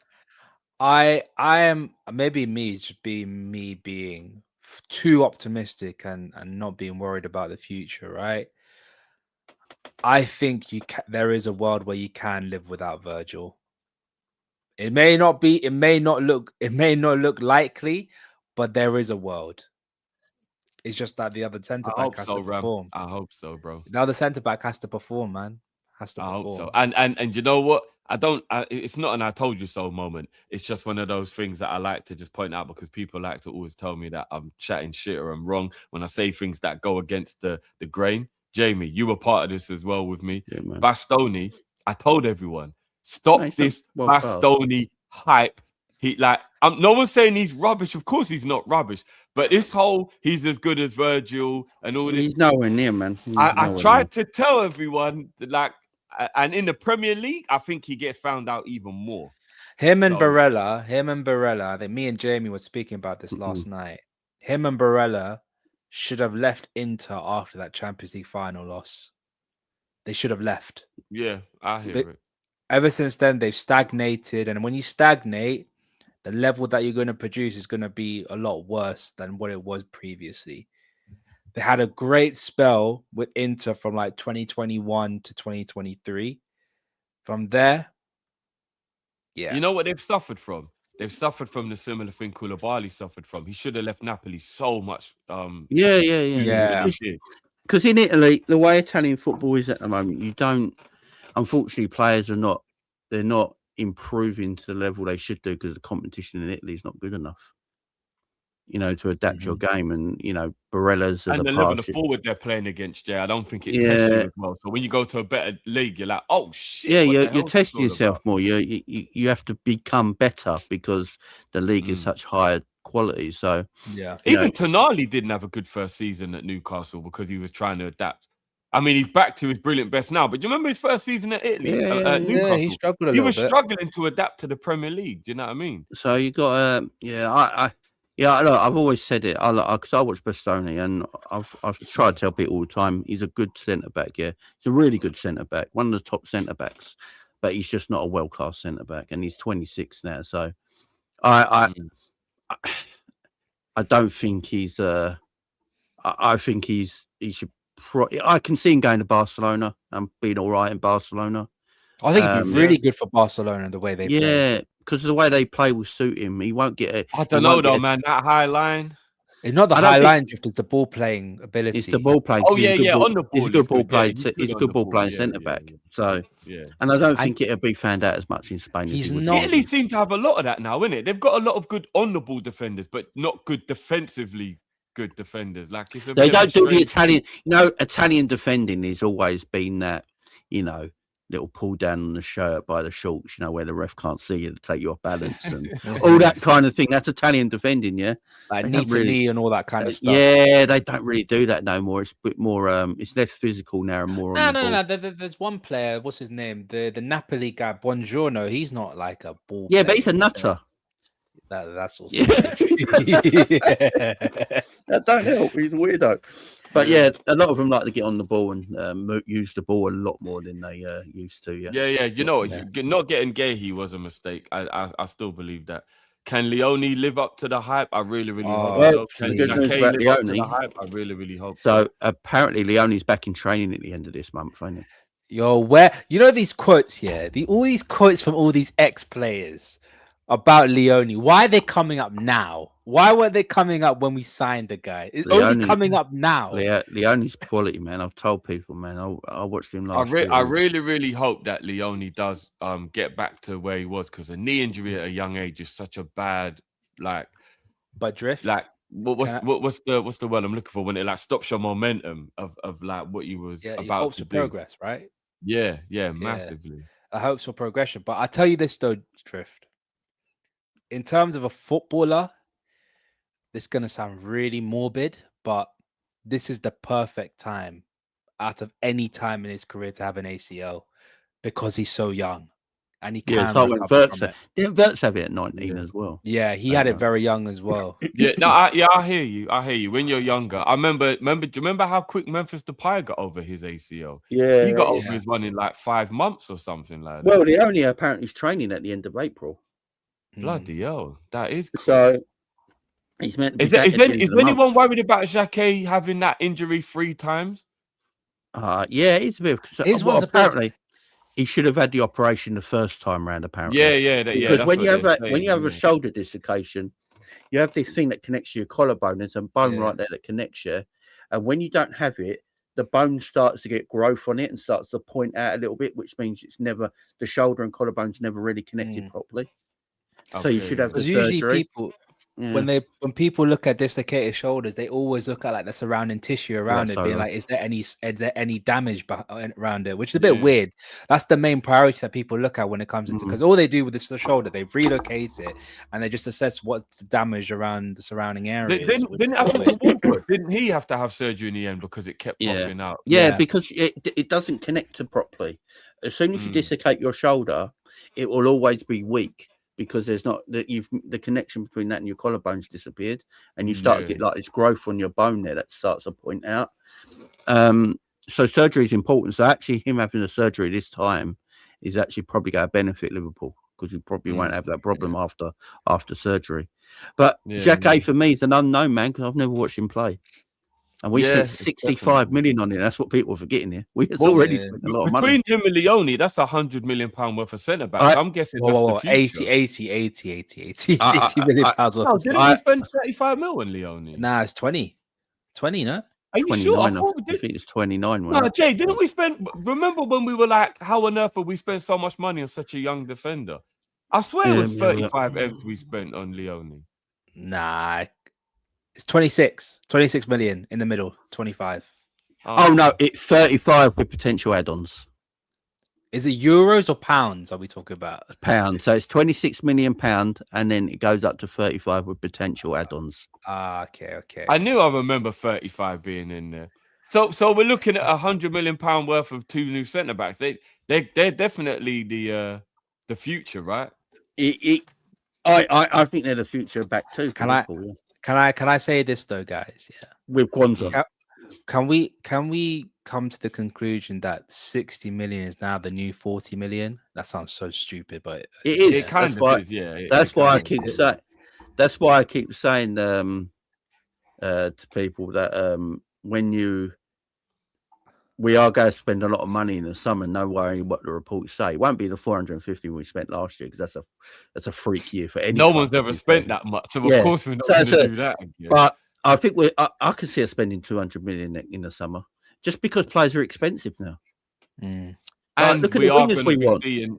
Unfortunately, we're going to be seeing the loss of Jones possibly, which is going to really bun me. I'm not going to lie. That's I want to really lose my shit. I'd rather keep Curtis Jones and let McAllister go. That's just me.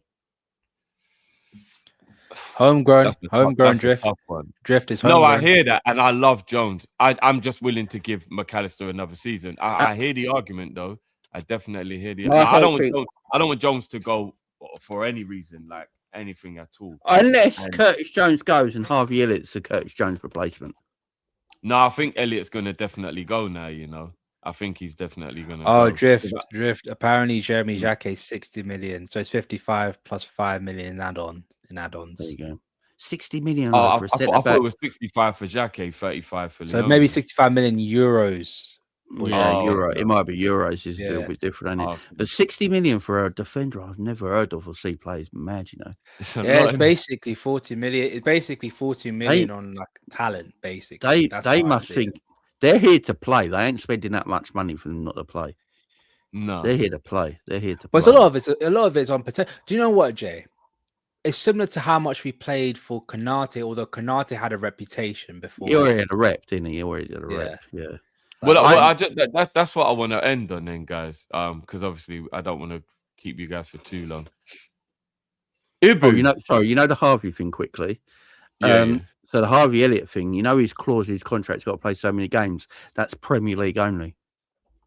Oh, is it? Oh, that's why they play him in Europe. Yeah, apparently it's Premier League only. Oh, I thought it was 10 appearances for like. No, apparently it's Premier League only. Now I don't know if that's actually true or not. I don't know if that's completely true or not. Because they play him in every round of Europe, but they don't play him in the Premier League. That makes sense. Then that actually makes sense. So I don't know if it's true or not, but that's what I've heard. So it's okay. Look, I'll take Harvey back. I ain't gonna give up on him just because he's been on loan at Villa. So if Curtis Jones and Harvey comes back as his replacement, I wouldn't be totally sad on that. Yeah. So I just want to end up with this topic then, boys. Ibu has been quoted in an interview as saying, "Give us time. We will get this right. We had a lot of changes at the club." I'm paraphrasing, by the way. We had a lot of changes at the club. What he said. And it's natural that it will take time. We will fix this and we will be better next season. I don't give a shit about anything he said about the fixing the thing right now. I'm zoning in on we will fix it next season. Does this mean Ibu signing a new contract and staying, people? That's all I give a shit about right now. Yeah, because the way he spoke. Would he talk like that if he was leaving? I saw that interview you were talking about. It's when he was on international duty, wasn't it? And yeah, the way he spoke was that he's here for the long term. Yeah, I'd like Konate. Look, I've had my problems with Konate this season and last season. You have, and I'll always will have a problem with Konate because I think he's not the player I think he should be because I've got a lot. That's why I'm harsh on Konate because I think he's got everything to be a world-class centre-back. You know, he's got the height, the physicality, the speed. You know, he's got everything you need. If you go and make a centre-back, you'd make Ibu. And that's why I get so annoyed with him because I believe he has all the abilities and his traits and he's not using them to the best of his abilities at the moment. So that's why I would like Ibu to stay. You know, I'd like him to stay. If you're telling me I keep Virgil next year, I've got Ibu next year, I've got Leone back fit, I've got Jemer Jacquet, you know, and I've got maybe Gomez for one more season. And then, you know, I think we're fine not buying a centre-back next summer. And then we buy the centre-back the following summer. Can I ask you this, Jamie, right? And I'll ask you this as well, Drift. The fact that Conor Bradley, with his injury, potentially may be out until 2027, does Gomez have to stay because of his versatility at the back? Hold on, wait, what? Oh yeah, so Conor Bradley's injury. Did you say Conor Bradley might be out until? Yeah, because Conor Bradley's injury is so bad he might not be back to 2027. It's a meniscus, he's tore his ACL and his meniscus at the same time. That was the rumor. When did that news come out? A few weeks back. When it came out. I heard that he was done for the season, but not until 2027. Yeah, they said a report came out saying his injury is so bad it might just be the whole season he missed. It might be the whole year. So he might not be back. We actually. So this is where I ask: do we have to keep Gomez because of his versatility at the back? Well, that would be predicated on whether we was able to replace him, right? So I think I would love to we're getting them right back. But someone like Gertrude as an example, I'm not saying literally him, but a player of his profile who is just as good as filling in at centre back as he is at right back. That would be the profile of player we would need to replace Gomez with. Do you get what I mean? We would have to Gertrude. Yeah, Gertrude. It's that type of player where he's just as good at right back as he is at centre back, and he would be your 4th choice centre back or 5th choice centre back, and he'd be your backup right back. So you would know you've got a player in the squad who, when needed, can fill in regardless of where you need it. Hey, Perma makes a good point. Jed Spence may be relegated with Spurs. That's a chance. I'll take Spence all day. I'm telling you right now. I know we said earlier we don't go back in for players. Yeah, I wouldn't be shocked if Liverpool get Gertruda in the summer. Yeah, but he didn't reject us, Jay. So that wasn't a rejection. The club just wouldn't let him go. He's like, let me leave. Let me leave. The club. They were like, you give us 4 days to replace the right back. How the hell are we supposed to do that? I have a feeling Gertruda Liverpool might go after Gertruda in the summer because of his versatility as well. We do need a right back. Yeah. Gertruda is excellent squad building, by the way. If we bring him in to be a squad player, that's excellent squad building. Yeah, because Frimpong, it's funny. Before he joined Liverpool, Frimpong never got injured. Now all he does is get injured, even when he's not playing for Liverpool and on international duty. So there's something not quite right with Frimpong that we haven't sorted out yet because he keeps picking up hamstrings. I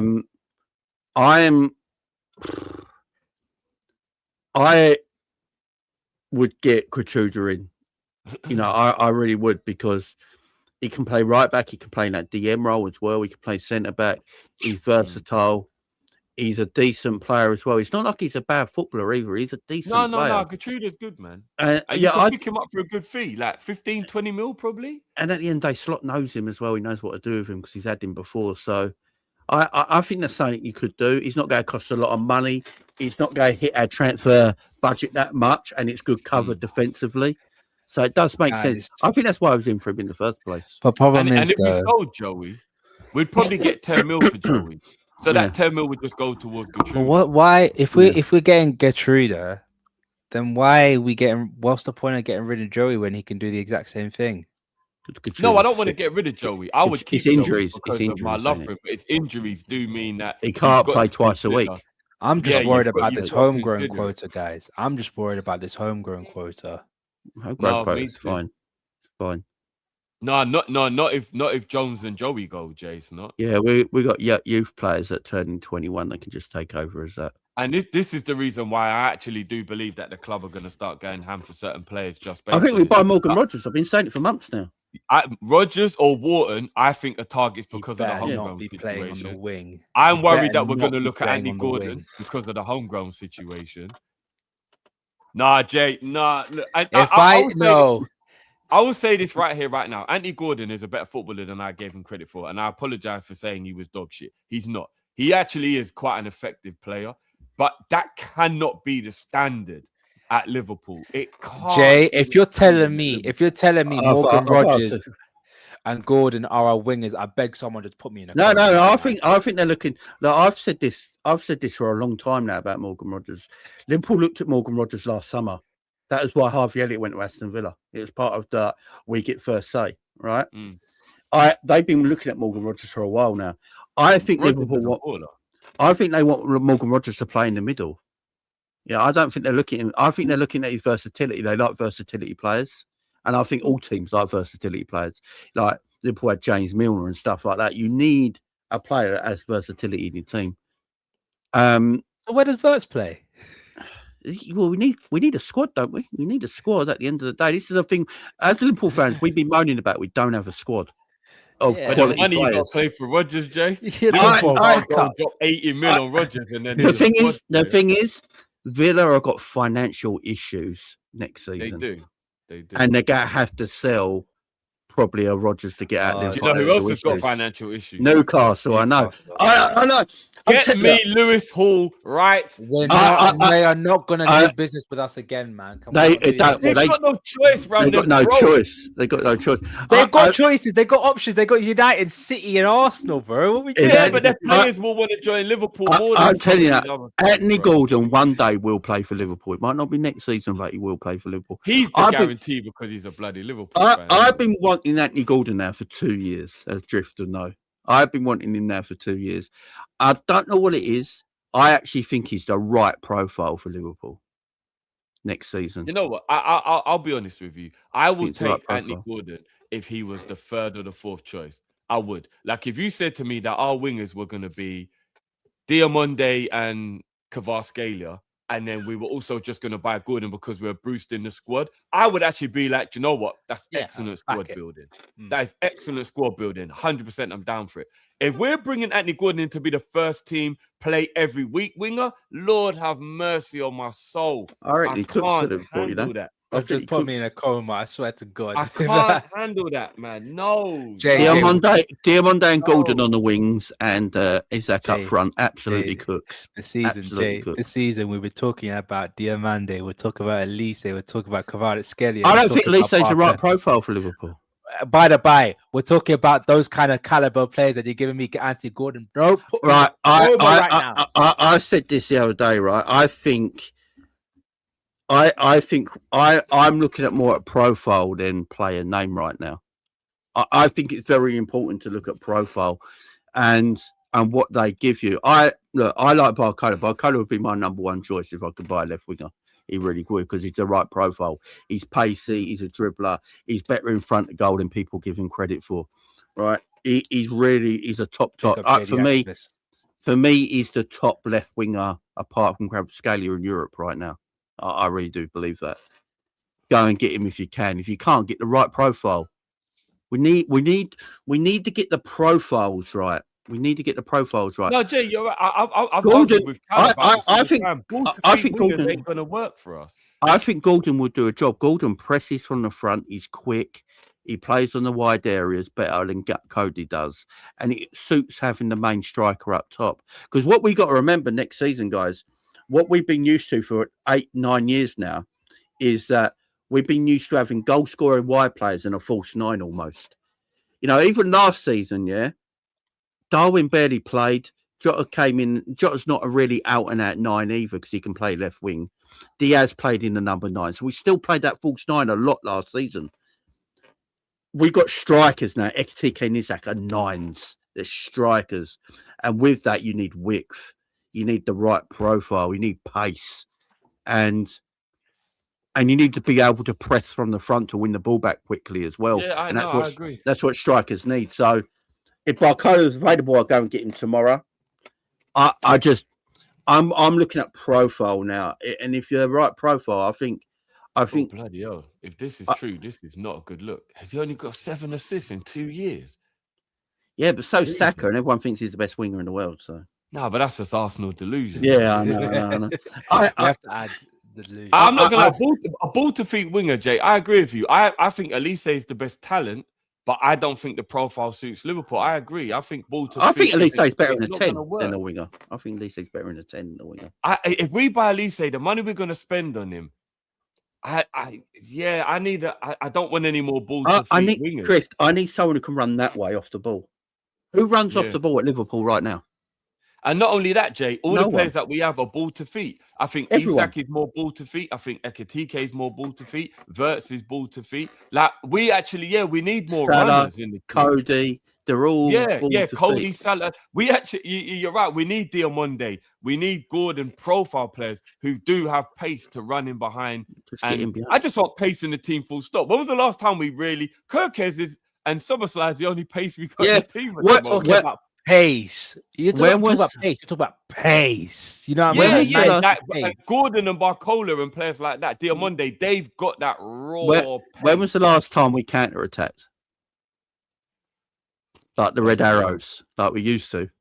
I don't know. Yeah, when I'm seeing these throwback clips of Mane and Salah on a counter-attack, it's ridiculous, isn't it? Like, it's scary, man. People didn't want. Do you know back then people didn't want corners against us? Yeah, they didn't want corners because we just go boom. Mane and Salah would just hover, wouldn't they? And then they get the ball and they just go, and they're like, "No, fuck that. That's not us. Let's let them have a goal kick instead."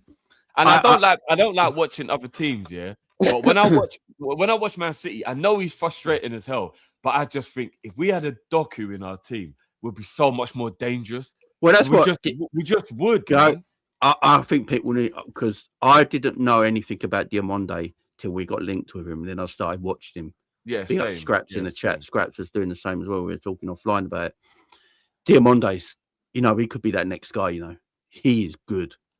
I watched him play for Ivory Coast, and he's really, really good. I've been telling people, Leipzig are dog turd up top. They suck bad. They're shit. They are shit. They have Romelu, who sucks. They have Conrad Harder, who sucks. Like, he has become their best forward because of how dog turd his other attackers next. That was a big pause, by the way, bro. I know all you said was his name, but yes, I know. Yeah, Conrad Harder is a bit mad. It's a bit of a mad name, but that's his name. I can't. No, but then you put sucks on. I didn't say it afterwards, bro. Why are you doing this? Anyway, no, go on, go on. Conrad Harder sucks, man. That's mad.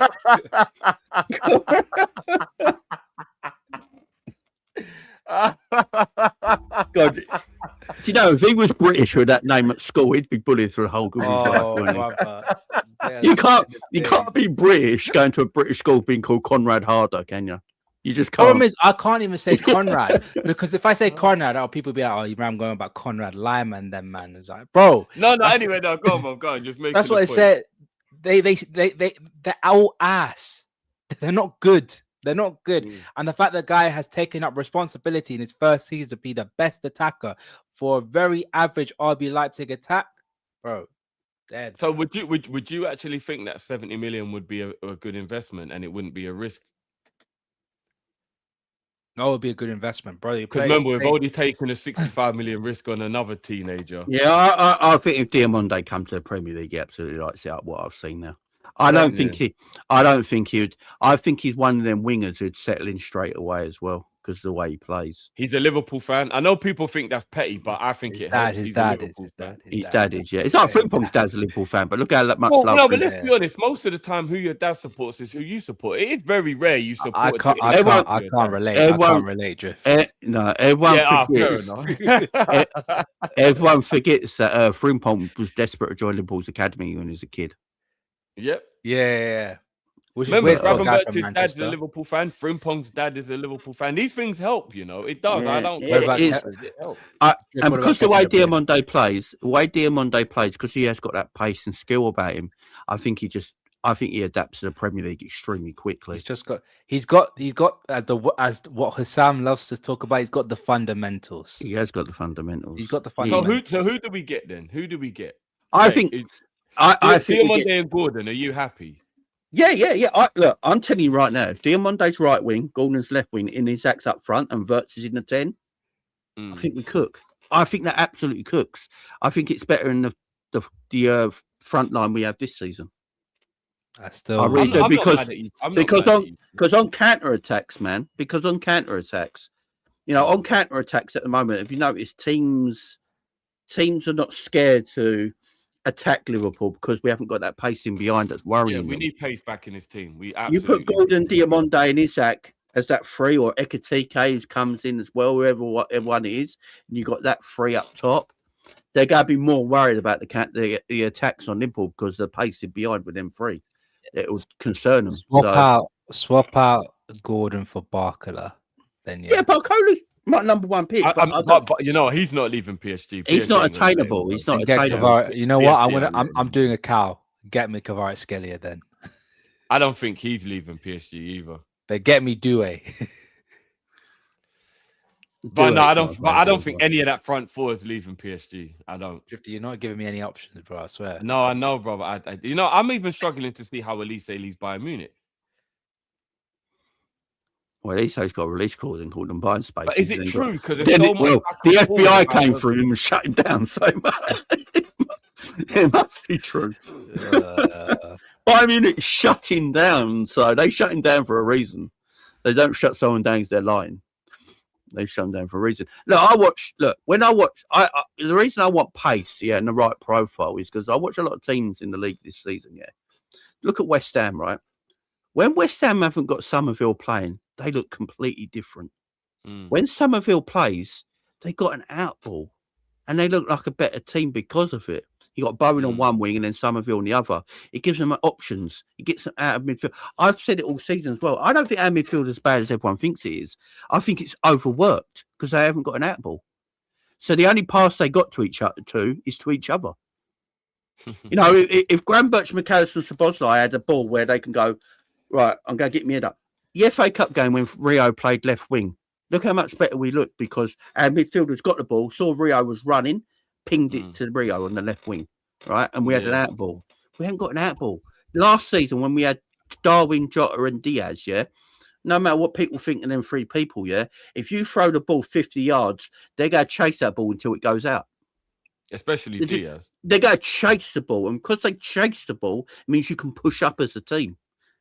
A big factor of that is Trent as well. I think a lot of people forget how much Trent used to switch the ball to Diaz. Yeah, we don't have runners, man. We don't have runners. He used to get us out of trouble a lot.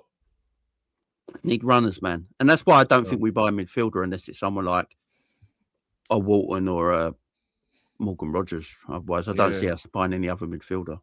Unfortunately, I think a lot of our recruitment is going to be based around homegrown as well. It really is. That's why I think Wharton, Rogers, Gordon. I think a lot of these players are going to be coming in because we are going to have to heavily think about our homegrown situation. Right, let me hit up these supers before we finish up the show. Big up everyone. Please make sure you smash the like button. Appreciate everyone who's been watching. Hope we've been enjoying the show. Shawnee says, Jamie, I've seen them eating breakfast. Idiots. He's talking about at the yeah, I know he's being sarcastic. I know. Big up, Sean. Yeah. Akita, I'm with you, Jiff. We can realistically beat PSG. And when we eventually face Arsenal in the final, we already know how to beat them. So it's a wrap.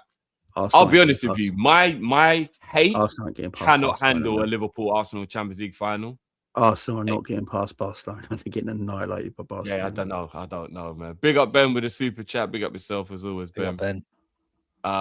Big up Noah says people like managers, players till results are terrible. Yeah, that is true.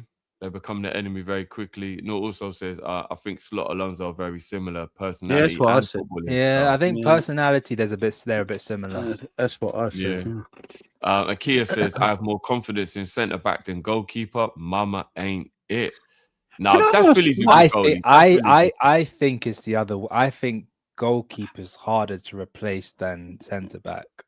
I don't understand the Mama hate. I don't get it. No, do you know why I say that, Jay? I think Allison's made more mistakes than Mama this season. It's not hate. It's just that I think the quality of goalkeeping. I never thought I'd ever say this ever because I thought that was the only good position that will stay the same forever. I think the quality of goalkeeping has gone down a lot from what it used to be. Yeah, there's not many world class. Yeah, but that's what we were saying earlier with Virgil and Ali when they leave. You know, you're not going to recreate the elite level that they're at, but that doesn't mean the people coming in aren't very good at their job.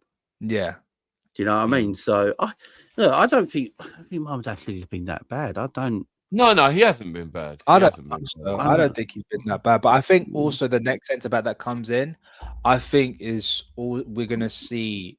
A similar thing to what Mamadashvili's having is like they're not Virgil, but yeah, and I think Mamadashvili will only really get aura when he plays week in, week out and knows he's the number one. As the backup, it's going to be a bit difficult for him to get that established feeling. So we'll see. It'll be interesting. Yeah. Noor also says Jacquet, Gertruda, Wharton, Rogers, Gordon, and Diamonde. Would you lot be happy if that was the window? That's a quality window, by the way. Trader, Wharton, Rogers. Well, to go, I don't know why that feels underwhelming to me. Am I being spoiled? If that was the window, it's because with the window we had last season. That's why. Yeah.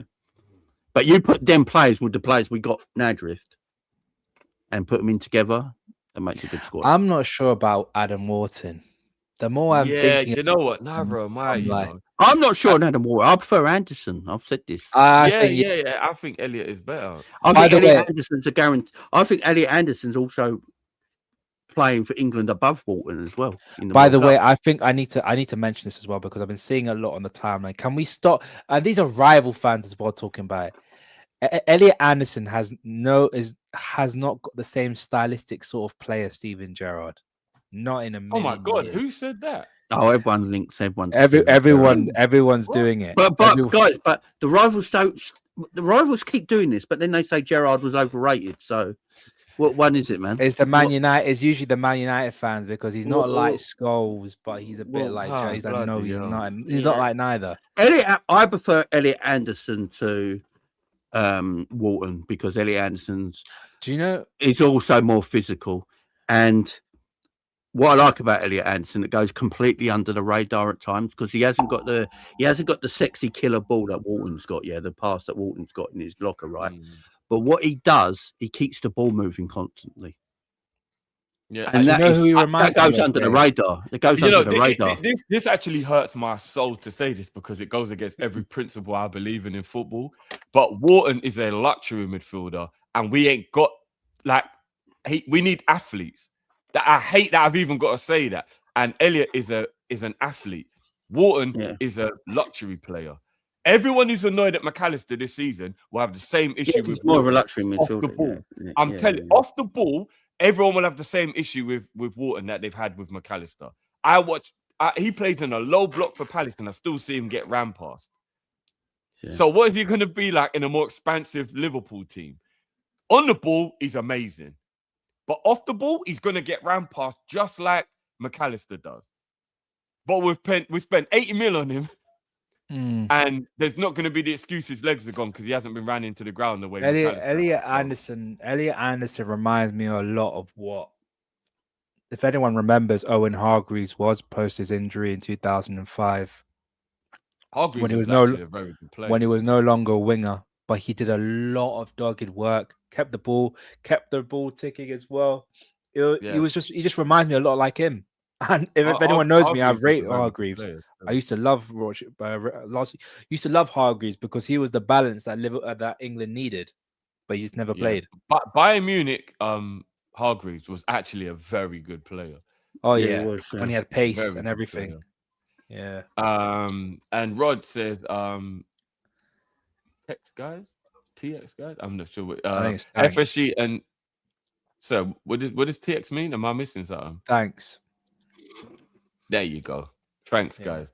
FSG and LFC will find themselves in the same position sooner or later before Klopp joined. It is pride. Is it pride or stupidity from Edwards and Co? I think it's a combination of both, to be honest. Yeah, it's a gamble at the moment. That's what it is. It is. If they get it right, they know better than us. If they get it wrong, we can say we told you so. You know what I mean? Yeah. Well, people, there you have it. I'm going to give you a bit of good news to end on because we've talked about a lot of things that are a little bit disappointing. Why am I getting big screens? No. We just send us some good news. Some good visuals. Oh, who's this? The Athletic have said that Canate staying at Anfield. Oh, look, Gay, don't look because they're at the bar. The Athletic have said Canate staying at Anfield is currently the most likely outcome. Wait, who's that? Wait, who is that? It's Isak, bruv. It's Isak. Is that Isak? What? Did you not recognize him, no? Yeah, it's Isak and he's tracky with the beard, ain't it? I'm saying to Isak, do not shave. Yeah. Keep the beard. Beard gang. Yeah, come on, man. Keep the beard, man. I just haven't seen him in a while. I just didn't recognize him. Damn. Do you know when I see Ekitike moving and walking through the building, he just looks like that guy, don't he? Whenever I see Ekitike's hair, I just want to pull it, bro. He just looks like that guy. Ekitike looks like he has so much confidence going through his body, man. Like an arrogance. I love it. I love it. Hey, do you know what? I'm not gonna lie. I'm not gonna allow myself to get gassed because this is what happens. And then you get the disappointment. You bring yourself up, and then all it does is just give you more disappointment. But I'm not gonna lie. If Isak really is fit and back in the building, we're beating PSG. I don't give a fuck. Oh, Drifty. We're beating PSG, man. I think we do have a chance of beating PSG. Let me live, man. We're beating PSG. Right. Someone clip this and send this to Cal. Cal. I don't think we're going to get battered like Chelsea did. No, we won't. No, do you want to know what's crazy, Jay? Chelsea never got battered. Chelsea battered themselves. If you actually go and look at that first leg, yeah, that's a madness, Drifty. Fair play. But if you go and look at that game, up until the goalkeeper started to act the fool, do you know that PSG were a bit rattled by Chelsea? Yeah. It's only when PSG started getting their goals they just killed them off, didn't they? And then you just watch Chelsea just completely just deflate, and then PSG just took. But I'm not gonna lie, up until their mistakes, Chelsea were actually right in that game. We were doing the game. What game were we doing, Ram, at the same time as that PSG game? There was another game. So we're just getting the updates. Oh, Chelsea have equalized. And it was like going back. That game was going back and forward. And then they just did the stupidness. And then obviously, like, I'm not going to lie to you. Tottenham Atletico. No, Man City Madrid. It's like scraps in the chat. The scraps is in the chat brings you a bit down to earth. We lost the Wolves, drew the Tottenham, lost to Brighton, but now we're beating PSG. Yep. And yeah, but Liverpool have been like that this season. We've also beat Real Madrid, Aston Villa, These are Marseille, the Inter thoughts Milan. of Drifty alone. Not me. Look, I would. So in the first leg, I can see us losing 2-1 in Paris, yeah, which I would take, by the way. Oh yeah, right. 2-1 loss ain't the end of the world, right? I can see us win. I can see us losing 2-1 in Paris, yeah, and then at Anfield winning 2-1, right, and then it goes to extra time, and then it's anyone's game. That's a scenario I can see playing out. I don't think we're going to get battered. I do think we're losing Paris, but then I think we could win at Anfield and take it to extra time, but PSG might win it in extra time or penalties. That's how I see it going. I don't think we get annihilated, but I don't think we get annihilated. Paris could easily smack us up. Well, so like, Alisson ain't there, bro. Yeah, which means we might actually be all right. Yeah, no, but remember, last season and this season are two totally different. I'm not lying, man. Alisson's been terrible this season. No one just wants to mention it. Nah, man. Nah, not terrible, bro. Yeah, but he hasn't been up to his usual standard. He hasn't been terrible. But remember, people were saying the same thing about Alisson last season, and PSG came along, and he was like, "Yeah, I'm back. Yeah, I've never left. Just there. I've been here. But thing is, if we have the same performance that we did last season against PSG and Mamadash in goal, Lord have mercy on my soul. If we have what? Sorry, say that again. You got to remember, PSG's goalkeeper is trash. That is also true. That is also true. I keep forgetting that both their keepers are trash. I need to remember that. They haven't got Donnarumma there this year. Just pepper their goal. Just pepper with shots. That's it. Pause. We will see in it. We will see. I think we will lose in Paris, but I don't think it'll be a massive loss. I can see us losing 2-1 in Paris. By the way, I'll take that. Someone tells me today, right, you're going to take a 2-1 loss in Paris. I'll take that, man. At Anfield, I can see us winning them 2-1, and it goes to extra time. That's how I'm visioning this. I think it'd be tight like it was last year. I think it'd be tight. You know what Slot will say if we go out like PSG again? It will say this year we got one round further. As a positive. So next year, we'll look to go another round further, so that'd be semi-finals. So in 3 years' time, we should be ready to win it. Bloody hell. Knowing him, he'll probably believe that as well. Flip me, man. But boys, anything coming up on your channel later on? We're gonna round up the show now. Had a good show, man. Appreciate you, boys. Big up the chat, man. Make sure you smash the like button. Hope you enjoyed the show. Anything, boys? But got the vibe show. We've got our vibe show at 10 p.m. Big up. Oh yes. And I will be there for that. I will be live for that, people. But after this, I'm going out with my mate who I haven't seen in a while to a pub, so I might be intoxicated. So it might be a wild Thursday evening on Big Up, guys. So make sure you are joining us. So let's hope that Tom Little's there. Yeah. Basically, let's hope Tom Little's there. Loose Lips Jamie will be there. So okay. It could be a weird name to give myself, man. That is. That is indeed. Oh, jeez. But there you have it, people. So make sure you come and join us for that one. Big up yourselves as well, man. Word from our sponsor, and we are out, people. Big up your damn selves. Love as always, man. Hope you enjoyed. Make sure you smash that like button, and we will see you back later. People, we're out of here, man. Peace. This video is sponsored by OK Jersey, rated an impressive 4.5 on Trustpilot, people. And with the World Cup coming up, you are going to want to make sure you grab one of these jerseys. £15 is all you have to spend for these impressive jerseys, and you can rep your country and your flag properly. Make sure you hit the promo code Kopish, Kopish, for a further 8% off. Visit okjersey.com now. Go and grab yourself a shirt.